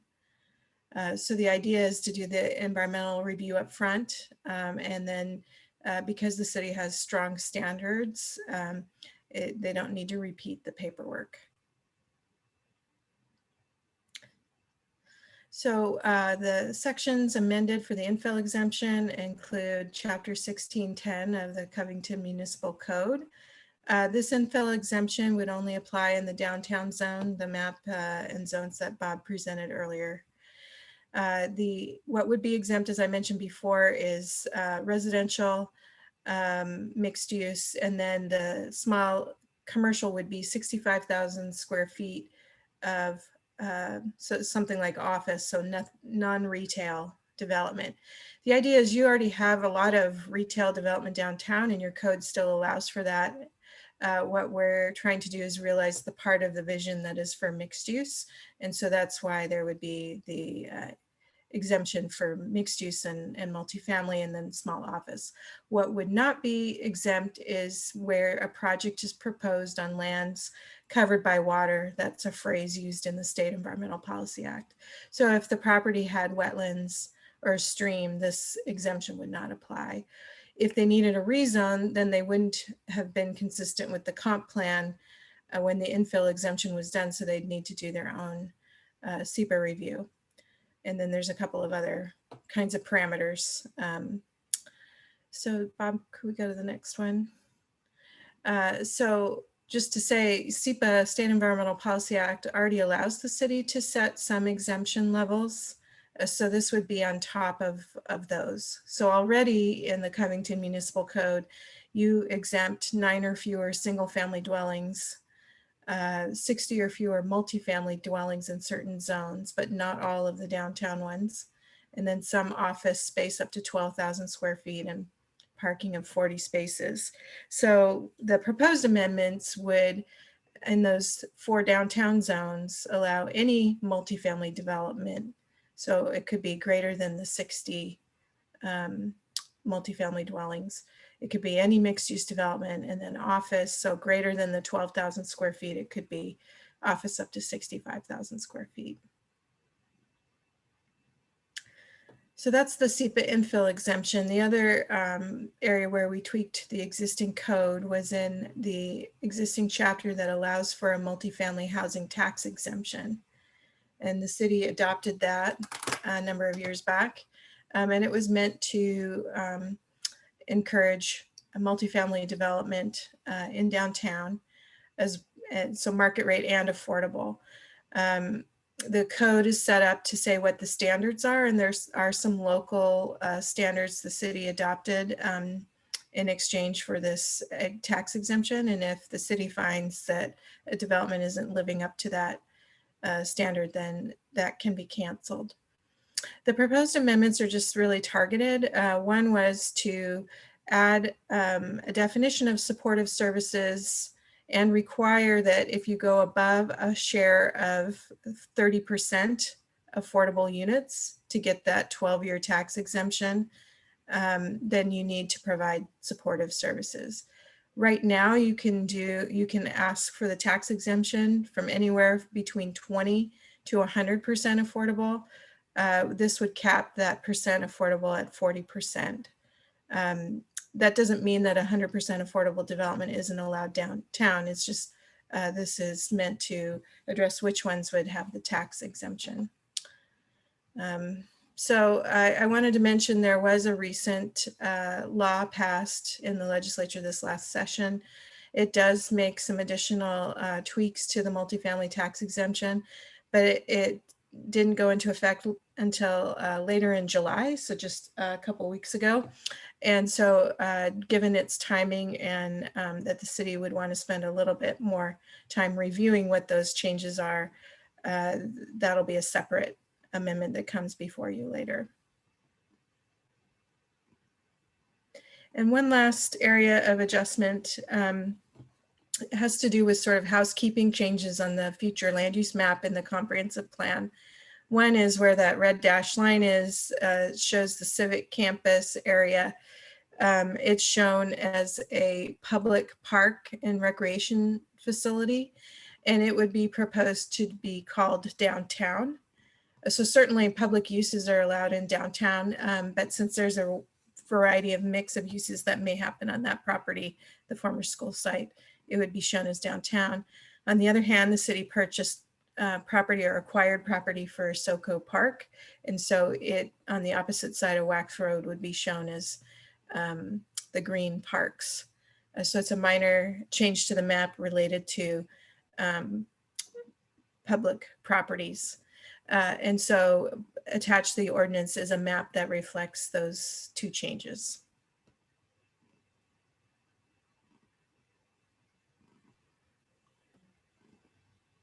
Perfect. Thank you, Bob, Scott, and Lisa. I did want to add one point that Exhibit C in your packet, you'll see municipal code consistency changes. We went through the entire definition section with an 18.20 and reorganized that by eliminating all the specific section numbers and then just reorganize them alphabetically. So we wouldn't always have to change all the numbers. And then we went through the rest of the code to ensure that we eliminated all those references to the section number and just referred back to Chapter 18.20 CMC. So those are some of the minor code amendments within Exhibit C. And based on that, does council have any questions at this time? Council have any questions for Ryan, Bob, Lisa, or Scott? Beth? Yeah, thank you, Mayor. So I'm not sure who best to direct this to, but one of the questions I have is regarding the supportive services. And I didn't read, I mean, I saw the definition of what they were, what they would include, but is there any specific like quantity or like depth or breadth of services that would need to be provided? For example, there's an apartment, it's going to have 50% affordable housing.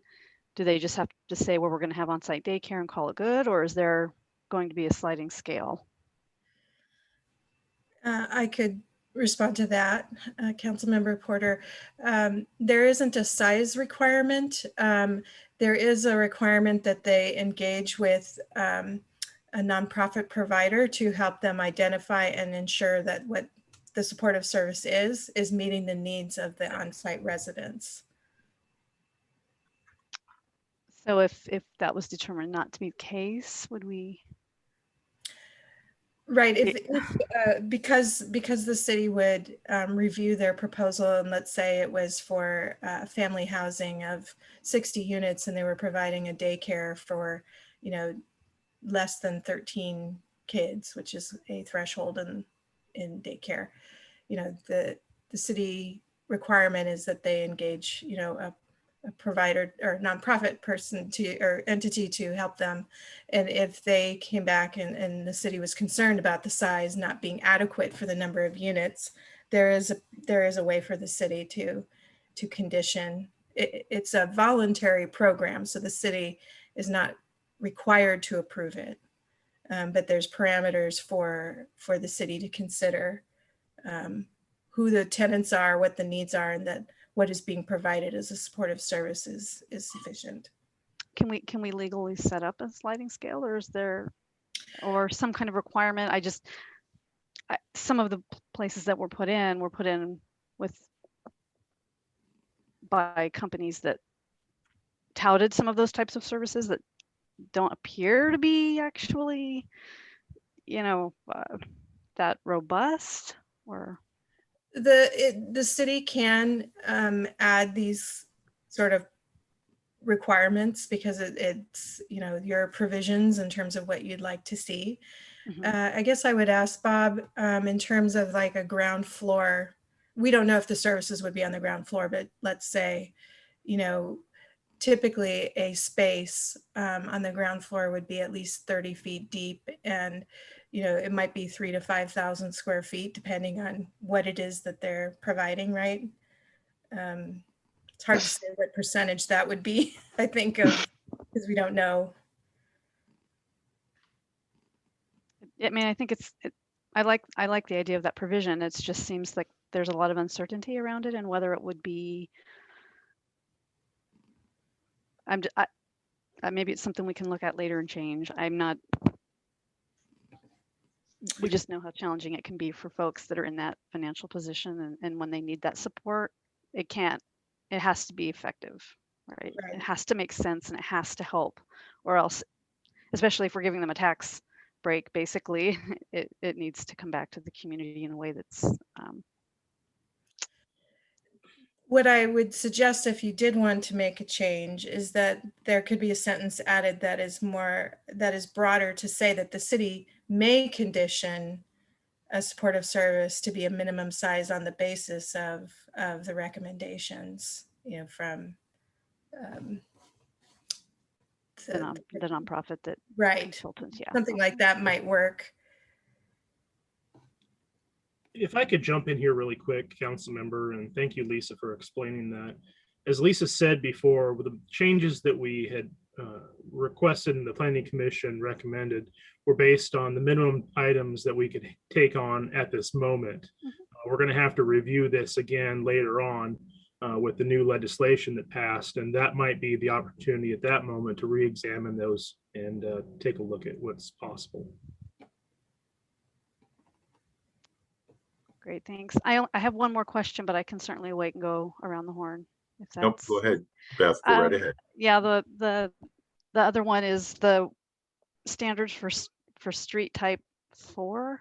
And I know that it looks like it was also mentioned by makers and the Department of Commerce for the transit lane being like 15 feet wide and the center lane, if it's either a turn lane or a median, being 12 to 16 feet wide. And I'm just thinking, I know this is like relating to Kangley, but I'm thinking that is an awful lot of real estate. And it was questioned, and there was a comment made, and I guess this might be more for the city, saying that it was left that way simply because the staff wanted to do it that way, I guess, or for whatever reason. I don't know if there's any way to offer any clarification on that, or. So I talked with Dawn Vondran, the Public Works Director, regarding the exact items that you were bringing up, council member. And basically what we had discussed is that he was fine with what we have in there right now, because we have to look at this as not a 2-year plan, a 4-year plan, a 20-year plan, maybe a 50-year plan. I may be long gone before that street is ultimately built out to its ultimate design. So things change over the years when things get redeveloped. And they were comfortable with what we have in the document right now.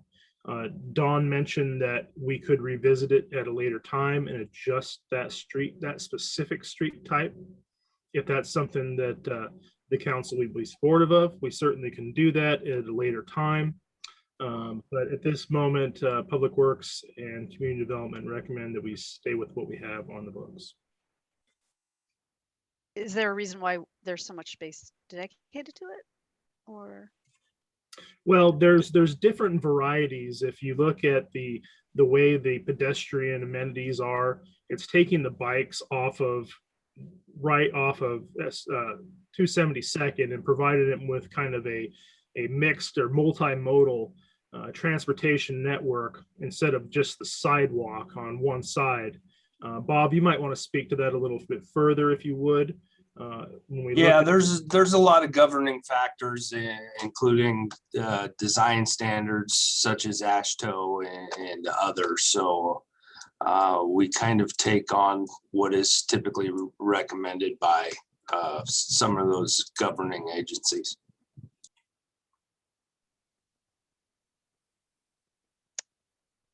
Okay, thanks. Thank you, Beth. Anybody else have any questions?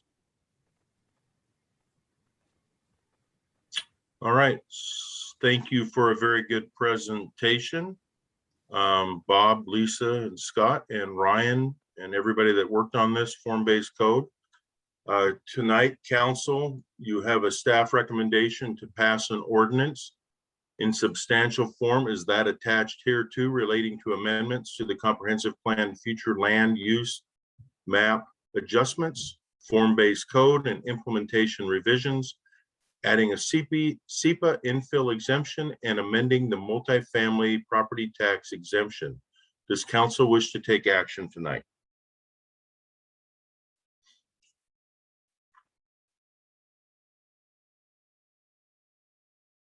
Mr. Mayor?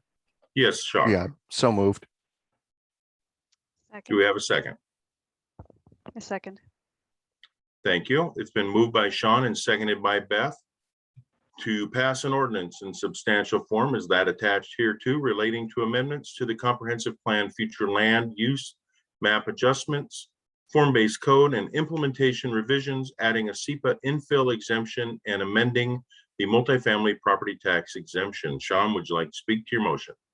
Yeah, I would just say, I appreciate all the hours and time that went into this, not only for staff and our consultants, but the public and the planning commission that looked at this.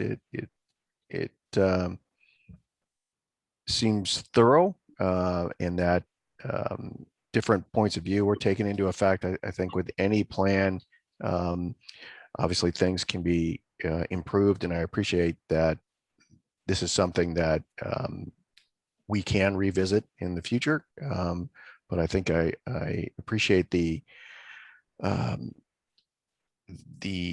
organizing underlying purpose for this, which is to make it easier for developers in the city to understand what it is we want in our city. So I appreciate the vision that was brought for this. So thank you. Thank you, Sean. Beth, would you like to speak to your second?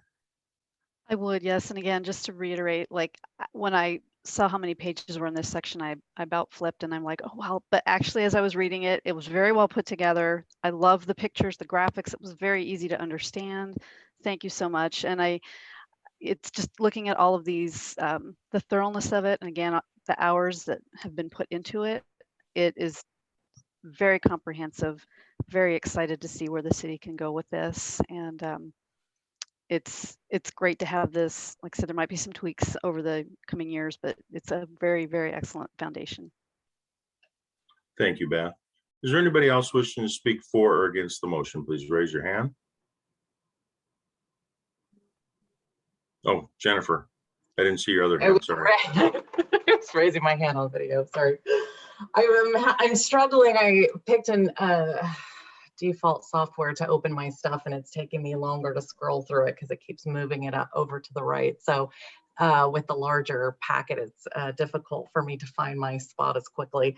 I would like to speak in favor of the motion, reiterating what everyone else said, but I also appreciate Regan sending us a presentation ahead of time so that we could review that and have some questions answered ahead of time. The essence of this ordinance, as well as all of these specifics addressing the quality of the new developments, the reduced height, but with the bonus system is awesome. The through block connections, I think will really enhance the aesthetics of our community as well. I'm a huge fan of that building massing and articulation. That was one of the big things that stood out to me during the public presentations that I was listening in on. You know, we have a newer city and a lot of our current developments are just really plain, and you get this feeling when you drive down just the one center of town, you just see this, you know, these plain facades on these plazas. So that's pretty exciting. And I really I support the language that gives the city the ability to cancel that multifamily tax exemption.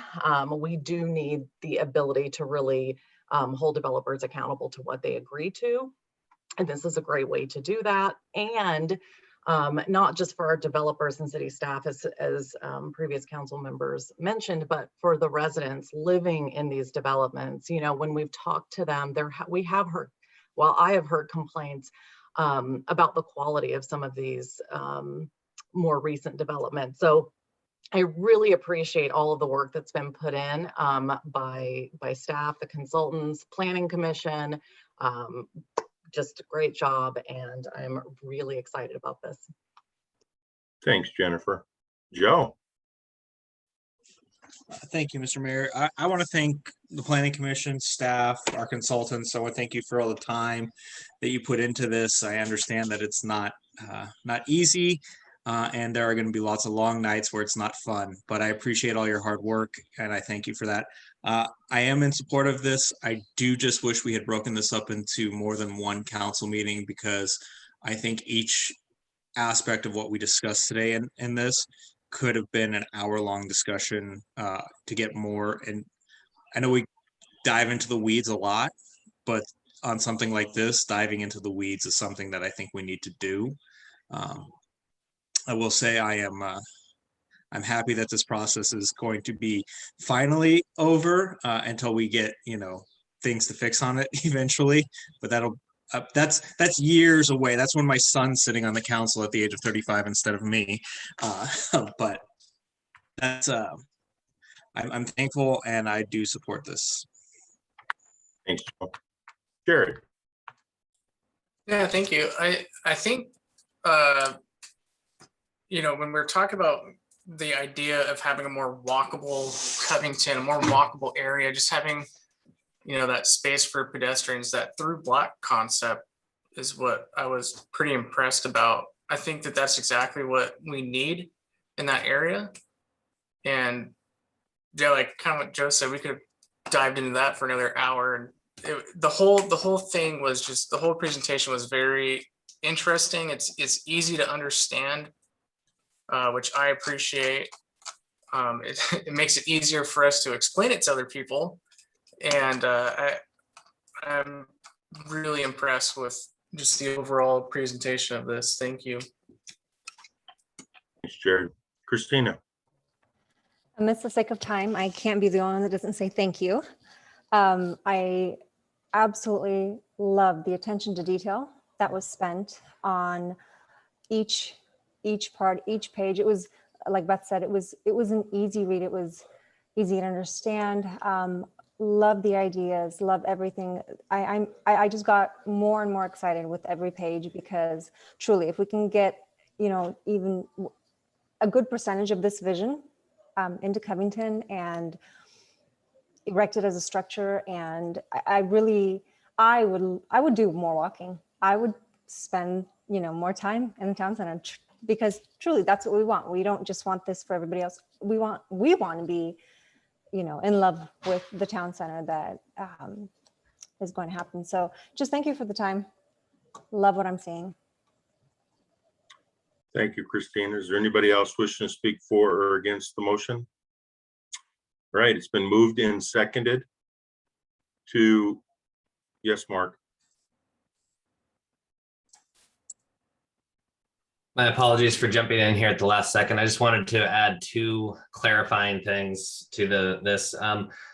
Recently, council passed an interim zoning ordinance regarding the emergency housing and transitional shelters that will be conditioned coming into the city. We weren't able to address that during this particular zoning update, so that's something we're going to need to be revisiting in the near future, but I just wanted to highlight that for council, that is on our radar. And the one other thing is Bob from Makers called out that there was extensive legal review on this, and I didn't want to take credit where credit is due. Our partners at Madrona Law Group, I asked for some help from them, and it was Anne Marie Soto that really did excellent work on this. And I wanted to make sure that that council knew where the wonderful review came from on this. Thank you. Thank you, Mark. Anybody else? Okay, it's been moved and seconded to pass an ordinance in substantial form. Is that attached here too? Relating to amendments to the comprehensive plan, future land use map adjustments, form-based code and implementation revisions, adding a SEPA infill exemption and amending the multifamily property tax exemption. I'll call for a roll call vote. Jared, how do you vote? Aye. Sean, how do you vote? Aye. Christina, how do you vote? Aye. Jennifer, how do you vote? Aye. Joe, how do you vote? Aye. Beth, how do you vote? Aye. I vote aye. It is unanimous to pass this ordinance. Thank you all very much. Next is new business item number 3, which was to consider an ordinance extending the temporary moratorium, but since we passed this new business item number 2, which is the adoption of a form-based code, there's no reason to move forward with new business item number 3. So we can now jump down to new business item number 6, which is to consider approving the purchase of parcel 302206-9052 for use as a public park, and authorize the city manager to execute closing documents and complete other necessary actions necessary to acquire the property. Ethan. Good evening, Mayor and Council. So on May 19th, 2021, the city entered into a purchase and sale agreement for this property. This property is adjacent to Jenkins Creek Park, and the purchase and sale agreement is contingent on approval from the City Council. So that's what's before you tonight. As recognized in the 2018 master plan for Jenkins Creek Park, That 22-acre passive recreation park in the center of the city lacks visibility from a major street, suffers from no main entrance, and has no dedicated parking, and consequently is not well known or enjoyed by many in the community. This uniquely positioned, almost 2-acre target property would allow the city to create a main park entrance off Southeast Wax Road, providing much needed street visibility, parking, and access to leverage community use of the greater 22-acre park. This acquisition does align with the goals of the city's Parks, Recreation, and Open Space Plan. And we also have completed a number of due diligence items so the council can make an informed decision tonight. So a preliminary title report review has been completed and resulted in no significant concern or issues. A critical areas report was completed to identify and delineate critical areas impacting the target acquisition. As you likely know, it includes a segment of Jenkins Creek stream, so it does have critical areas totaling about 1.07 acres. And approximately 0.88 acres of the property are not impacted by critical areas or buffers. A cultural resource assessment has been started, and there are some archaeological findings on the site to the area east of the stream that would require some further investigation before any ground disturbing activities took place on that side of the stream. So that's an interesting finding, but there isn't any planned development on that side of the stream at this point in time. The proposed parking would all be on the west side of the stream and any other ground disturbing activities. So sometimes that can kind of throw a wrench into development when you start having archaeological findings. We don't anticipate that's going to be a problem with development as has been proposed. We will have an archaeological monitor program as part of development on that site, which would be typical. We did have a phase 1 environmental site assessment completed, and there were 2 findings. Neither of them really too surprising. One was recognizing that there was storage of heating oil on the property associated with one of the buildings at one point in time. It's unknown if that storage tank has been removed or not. And the other finding has to do with the fact that it's a storage facility for recreational vehicles and boats and whatnot right now. So it's possible that there could be some petroleum leaks from those vehicles. In talking with the consultants that did that report, they're not recommending that we do any further inspections at this point because there's just, you'd have to investigate the whole site to really determine if you cover everything. So they have suggested that we just during development basically plan for a soil management plan and then also plan for some soil disposal should we need to do so. As far as utilities go, it currently has power, electrical, water, sanitary sewer, and stormwater services either to the property or in the right of way near the property, so no issues with utilities. And then just given all these known conditions, the property does have the potential for a mix of benefits, including public access, park and trail development, and conservation of natural areas, including a segment of Jenkins Creek. So those are all great benefits to the community.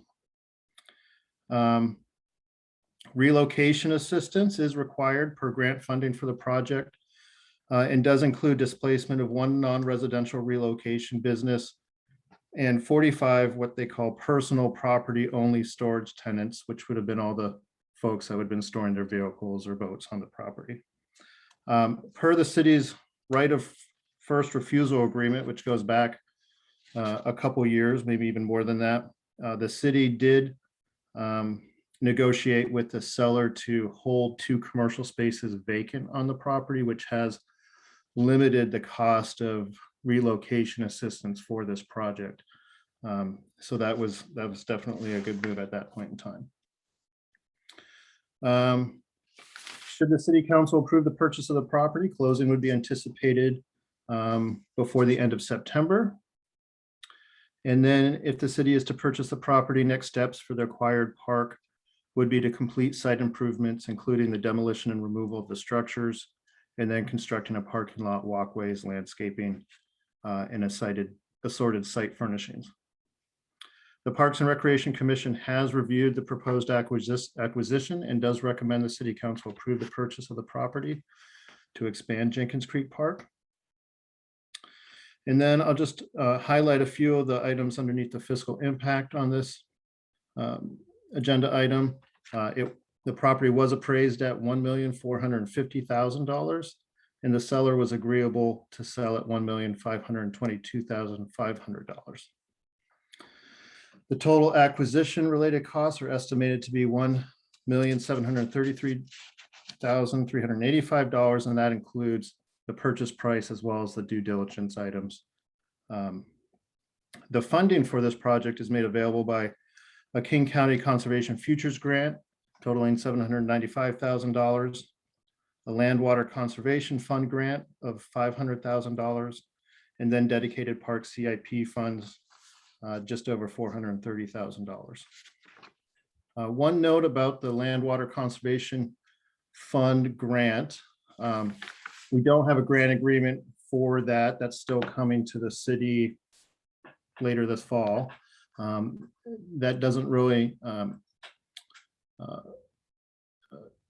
it doesn't matter that we don't have the grant agreement. We've gotten the award. We just have to do that. But that is what they call a combination grant, which means it's for acquisition and development. So it's just important that everybody's aware that if we acquire the property and do use those funds, we do need to also develop that property. And then the only other note I would say is if the City Council chooses not to proceed with the purchase, the due diligence items are costs that the city has already accrued, and there would be about a $30,000 amount of earnest money per the purchase and sale agreement that would likely go to the seller in that case. So with that, I'm happy to answer any questions or leave it to council to discuss and consider. Also have any questions for Ethan? Sean? Thank you, Mr. Mayor. Thank you, Ethan. I appreciate this. I'm real excited about the acquisition of this property. I think it'll be a great addition and help us to improve access to Jenkins Creek. And I know it's something we've been looking at for a very long time. I did read, that we plan on taking down the buildings. And so I've got a couple questions. One, you mentioned that there's a possibility that there was old oil tanks in there.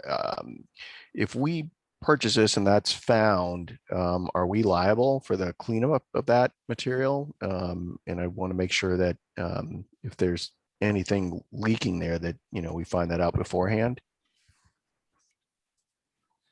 Yeah, no, it's a good question. A couple things I'll mention. One is per the King County Conservation and Futures Grant, we are required to remove those structures. So if we acquire the property and use those funds, which is almost $800,000, that means we do have to demo and remove those structures. As far as the environmental phase 1 assessment that we did complete, they don't have records that show that it was removed, but we did have some conversations about that. I asked them, did you check with, and we went through the laundry list of different agencies that might have records of them being removed or even installed years ago. And they did. There's just no record of it knowing where it would have been or it being removed. So without digging up anything, there's really no way of knowing. And I think we would probably be liable for it. But, it's a residential oil tank. And I don't think the contamination would be, you might have to remove, a few trucks of dirt or something like that at the most, I would think.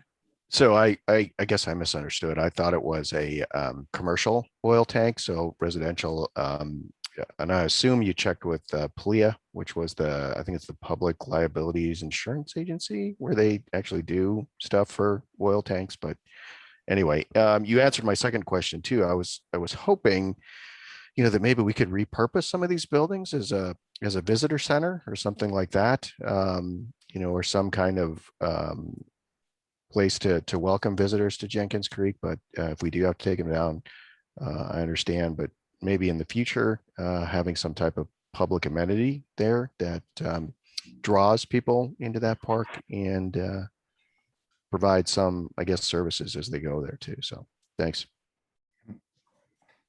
Thanks, Sean. Jennifer. Hello, I just have one question. The LWCF grant funding string that obligates us to develop, what is the timeline on that? I'm sorry if you said it and I missed it. Like, is there a deadline? Yeah, the grant agreement is going to have it's going to be June 30th, 2023 that we have to complete the project.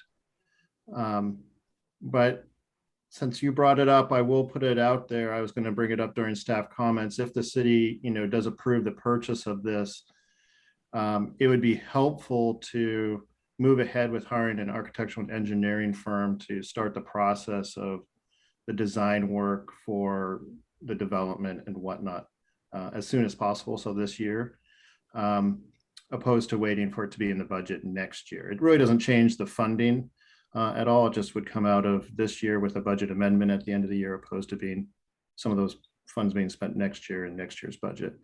But June 30th, 2023, I don't know, for some it might sound far away, but it actually will come pretty quick when we start thinking about the schedule to do the demo and design and bid and get construction going. So does that answer your question? It does, thank you. Yeah. Oh, yes, thank you. I'm just going to reiterate what Councilman or Pro Tem Sean Smith mentioned about trying to preserve buildings wherever possible, or renovating buildings if there's a way to keep that. Like I said, in this case, it may not matter. I don't know if there's a way to renovate the building to turn it into like restrooms or a welcome center. If that would be less expensive to do, and still be able to use that facility or repurpose it for something.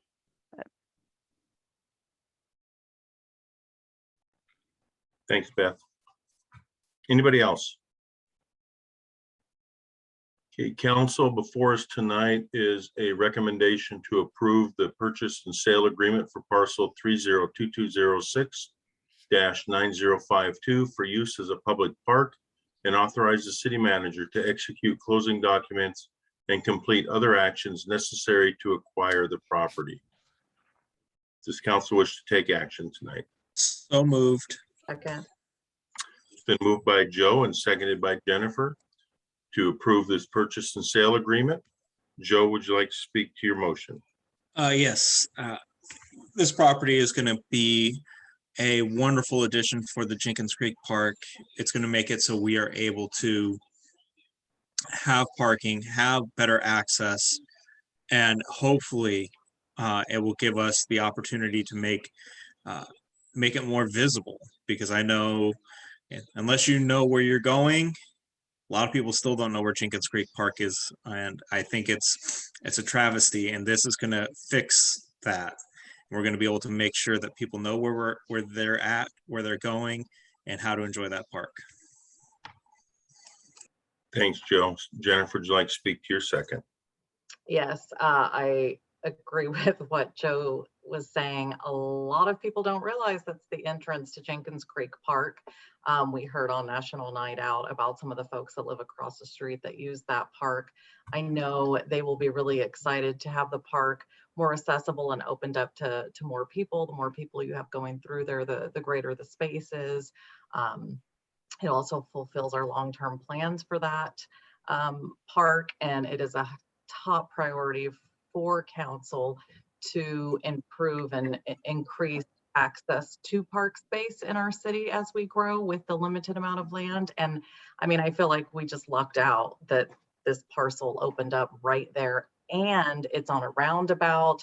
Like, we have the opportunity to make that space just look really great and just be another example of the city doing great work. So I'm really excited. Thanks, Jennifer. Anybody else wishing to speak for or against the motion? All right, it's been moved and seconded to approve the purchase and sale agreement for parcel 302206-9052 for use as a public park, and authorize the city manager to execute closing documents and complete other actions necessary to acquire this property. Call for a roll call vote. Jared, how do you vote? Aye. Sean, how do you vote? Aye. Christina, how do you vote? Aye. Jennifer, how do you vote? Aye. Joe, how do you vote? Aye. Beth, how do you vote? Aye. I vote aye. It is unanimous to approve the purchase and sale agreement. Thank you all very much for that.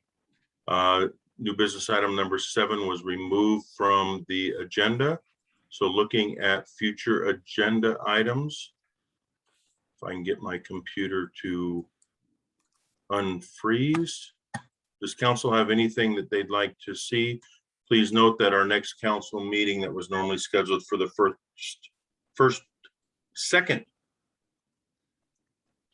meeting of August, which would be the 4th Tuesday of August, has been canceled, and our next meeting is not until September 14th. Does council have anything else that they'd like to see at a future agenda, on a future agenda? All right, seeing nobody raise their hands, I will move into council staff comments. And I will start with our new Chief of Police, Megan. All right, I think I am. Can you hear me okay? Yes. All right, well, I just wanted to say thank you everybody for coming out to National Night Out. I really appreciate it. It was a huge hit, and I think that it really added value to have council and you out there, Mayor. So thank you very much, and I look forward to another big event next year. Thanks, Megan, and congratulations again on being our new Chief of Police. Thank you. Thank you. Next up is Ethan. Hi again, just a couple of comments. One, I wanted to share that we got some requests from the community about watching the meteor showers and wanting to do that at Covington Community Park this week. So starting tonight through August 13th, we'll extend the park hours through the night and keep the lights off. Recommend people bring flashlights. The gates won't close and people can go try to view the meteors and enjoy that out at Covington Community Park this week. So other things are that this Friday on the 13th will be the last summer concert series at CCP. And it's a Beatles tribute band from California. So they've got great reviews. That looks like a fun show. And then the following Friday, we're switching from doing music in the park to a outdoor family movie. And it's going to be Raya and the Last Dragon, which is a Disney movie. So that should be fun for families as well. And then just real quickly, and I think this can just be head nods and consensus from council, if you're all okay with us proceeding with moving ahead with design work for Jenkins Creek Park this year, not waiting until next year. Okay, excellent. Thank you. Thanks, Ethan. Dawn is not here tonight, so Bob. Thank you, Mayor. We appreciate you passing our 6 items on the consent agenda, and we're going to try to break that in September. So thank you much. Thanks, Bob. Ryan. Thank you, Mayor and Council, for the work you did this evening on the form-based code and associated amendments. I know it was a very large packet of information, and it was a very critical subject to go through. I wanted again to thank our consultants, Makers and Burke, for the great work that they did. And I also wanted to thank our staff, our team in community development, both past employees and current employees for all the work that they did to make this possible. So thank you once again, and look forward to the next item. Thanks, Ryan. Casey. Nothing for me tonight. Thank you. Thank you, Casey. Regan. Thank you, Mayor and Council. Big packet tonight. You got through it well. So thanks for enduring that. I just want to congratulate Megan. She's just exceptional. We've been really blessed to have her in the city the last couple of years. She's extremely committed to Covington, dedicated to the profession, and effective community policing. And I, for one, am really grateful to have her on our team now and leading our police department. Normally there's a little more ceremony that goes along with something like this. And I appreciate, Megan's probably smiling right now, the little ceremony offering we did in my office, but I don't know if it can get much better than that, Megan, but super excited to have you, and you're going to be amazing. So thank you, Mayor. Nobody's left out. I got a 7/8 of a container of Tums. We can't hear you, Megan.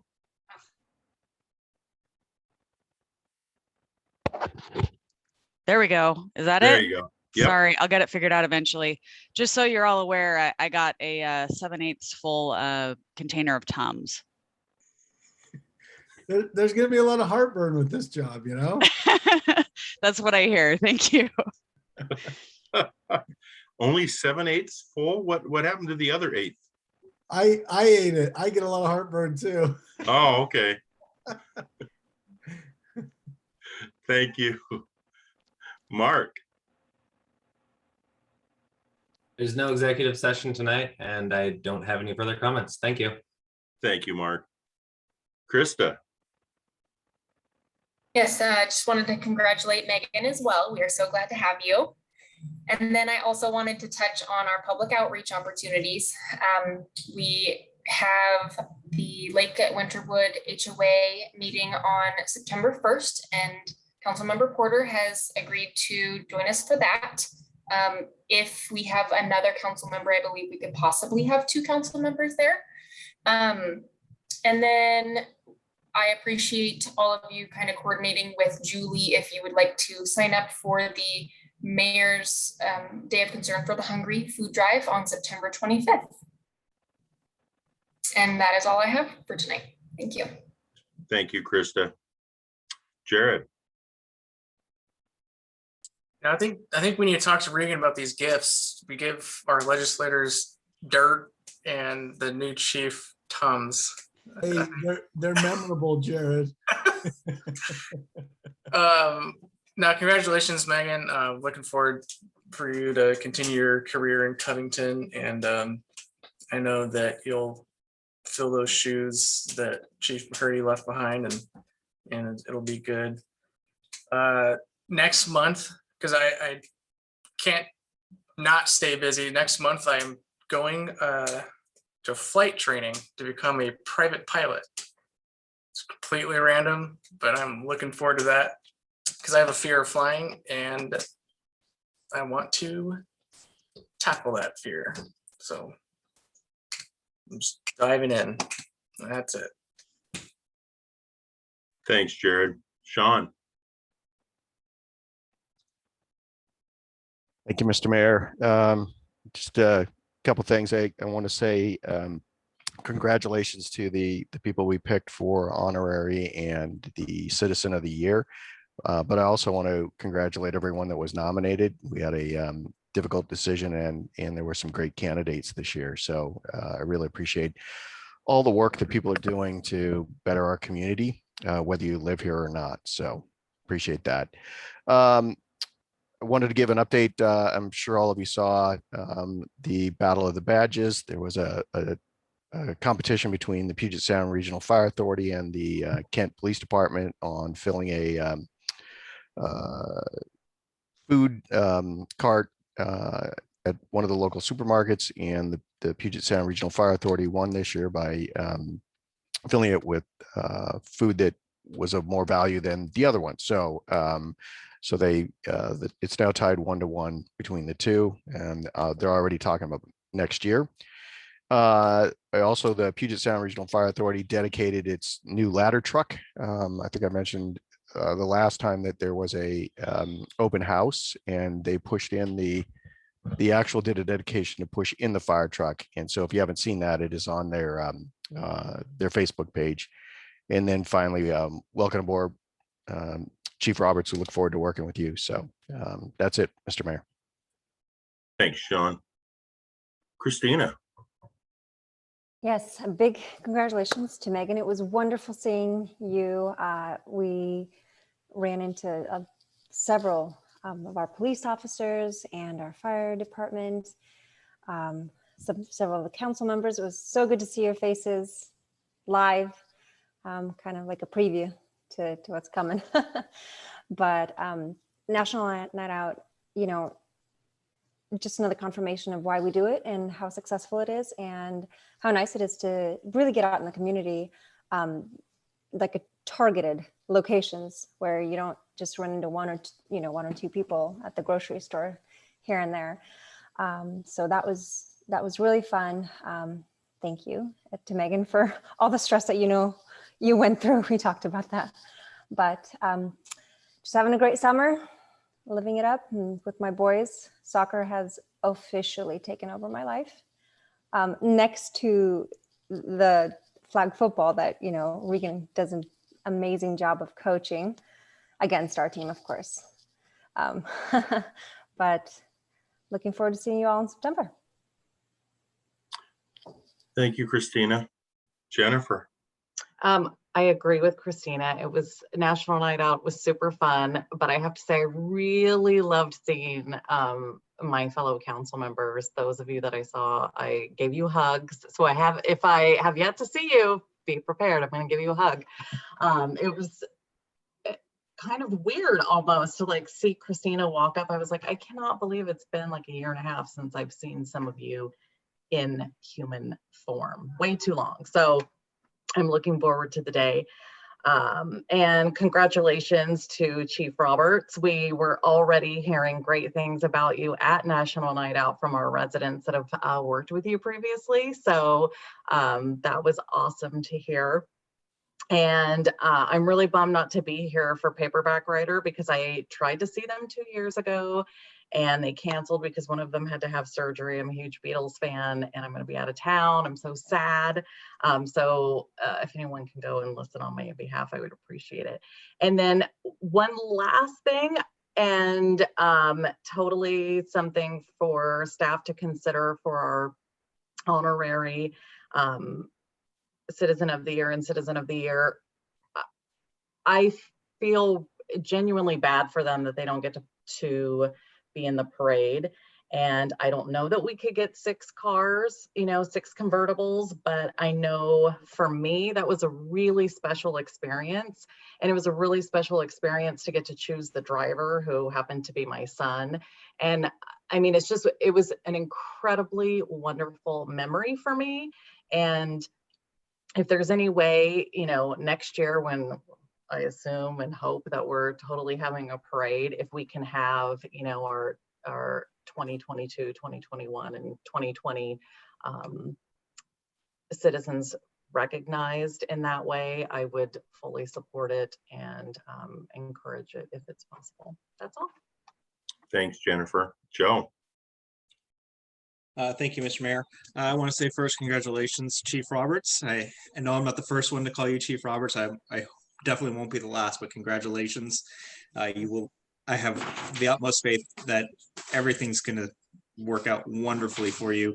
And eventually, Regan will get you a full bottle of Tums. So, and if he doesn't, let us know. We'll make sure he does. Secondly, National Night Out was great. I had a blast. I brought along the kids. It took a little bit of time for Logan to warm up, but he eventually did and had a great time. We went to one neighborhood and they had bubbles, and you all know children and bubbles, and the fact that I was able to convince them not to play with bubbles in the house was a solid victory the next day. And so with that, but it's I'm very excited that we're able to going to be starting to meet in person again soon. I'm hoping we can get there in September. It was great to see some of you at National Night Out. Jennifer, thank you for the hug. It was great to see you there. And I am looking forward to the rest of the month. I get to go on vacation for a few days to Colorado, where it will be hotter than it is here this week, but it's gonna be nice to get out of town for a little bit. So Thank you, Bill. Beth. Yeah, thank you, Mayor. Congratulations, Chief Roberts. Looking forward to working with you in a different capacity. You've obviously been with the city for a few years, so thanks for all the work you've done thus far. Appreciate that. Had a chance to participate in pushing in the new ladder truck. It was very moving. It felt like a very solemn and beautiful thing. And then they started playing the bagpipes and I almost broke down in tears, because I always do when I hear the bagpipes. But it was really cool to see that new vehicle getting christened into action. So that was really neat experience. And of course, National Night Out, like everyone said, great to connect. I felt like, oh, there's only 6 communities, but they were all super engaged, and it was fantastic to see all of that. So, and the only other thing I have to really bring up is that with the Mayor's Day of Concern, I'm wondering if there's an opportunity to not only have a food drive, but maybe do something to promote Purple Light Nights or the month of October. I'm not sure what we're going to be doing for that event this year. It sounds like things are up in the air, but typically we do an event the last Saturday in September and try to promote the light bulbs for people to buy so they can put it in their home and raise domestic violence awareness. So I don't know if there's a way to weave that into a food drive or do something separate, or what. I would be willing to step in and volunteer my time to help with something like that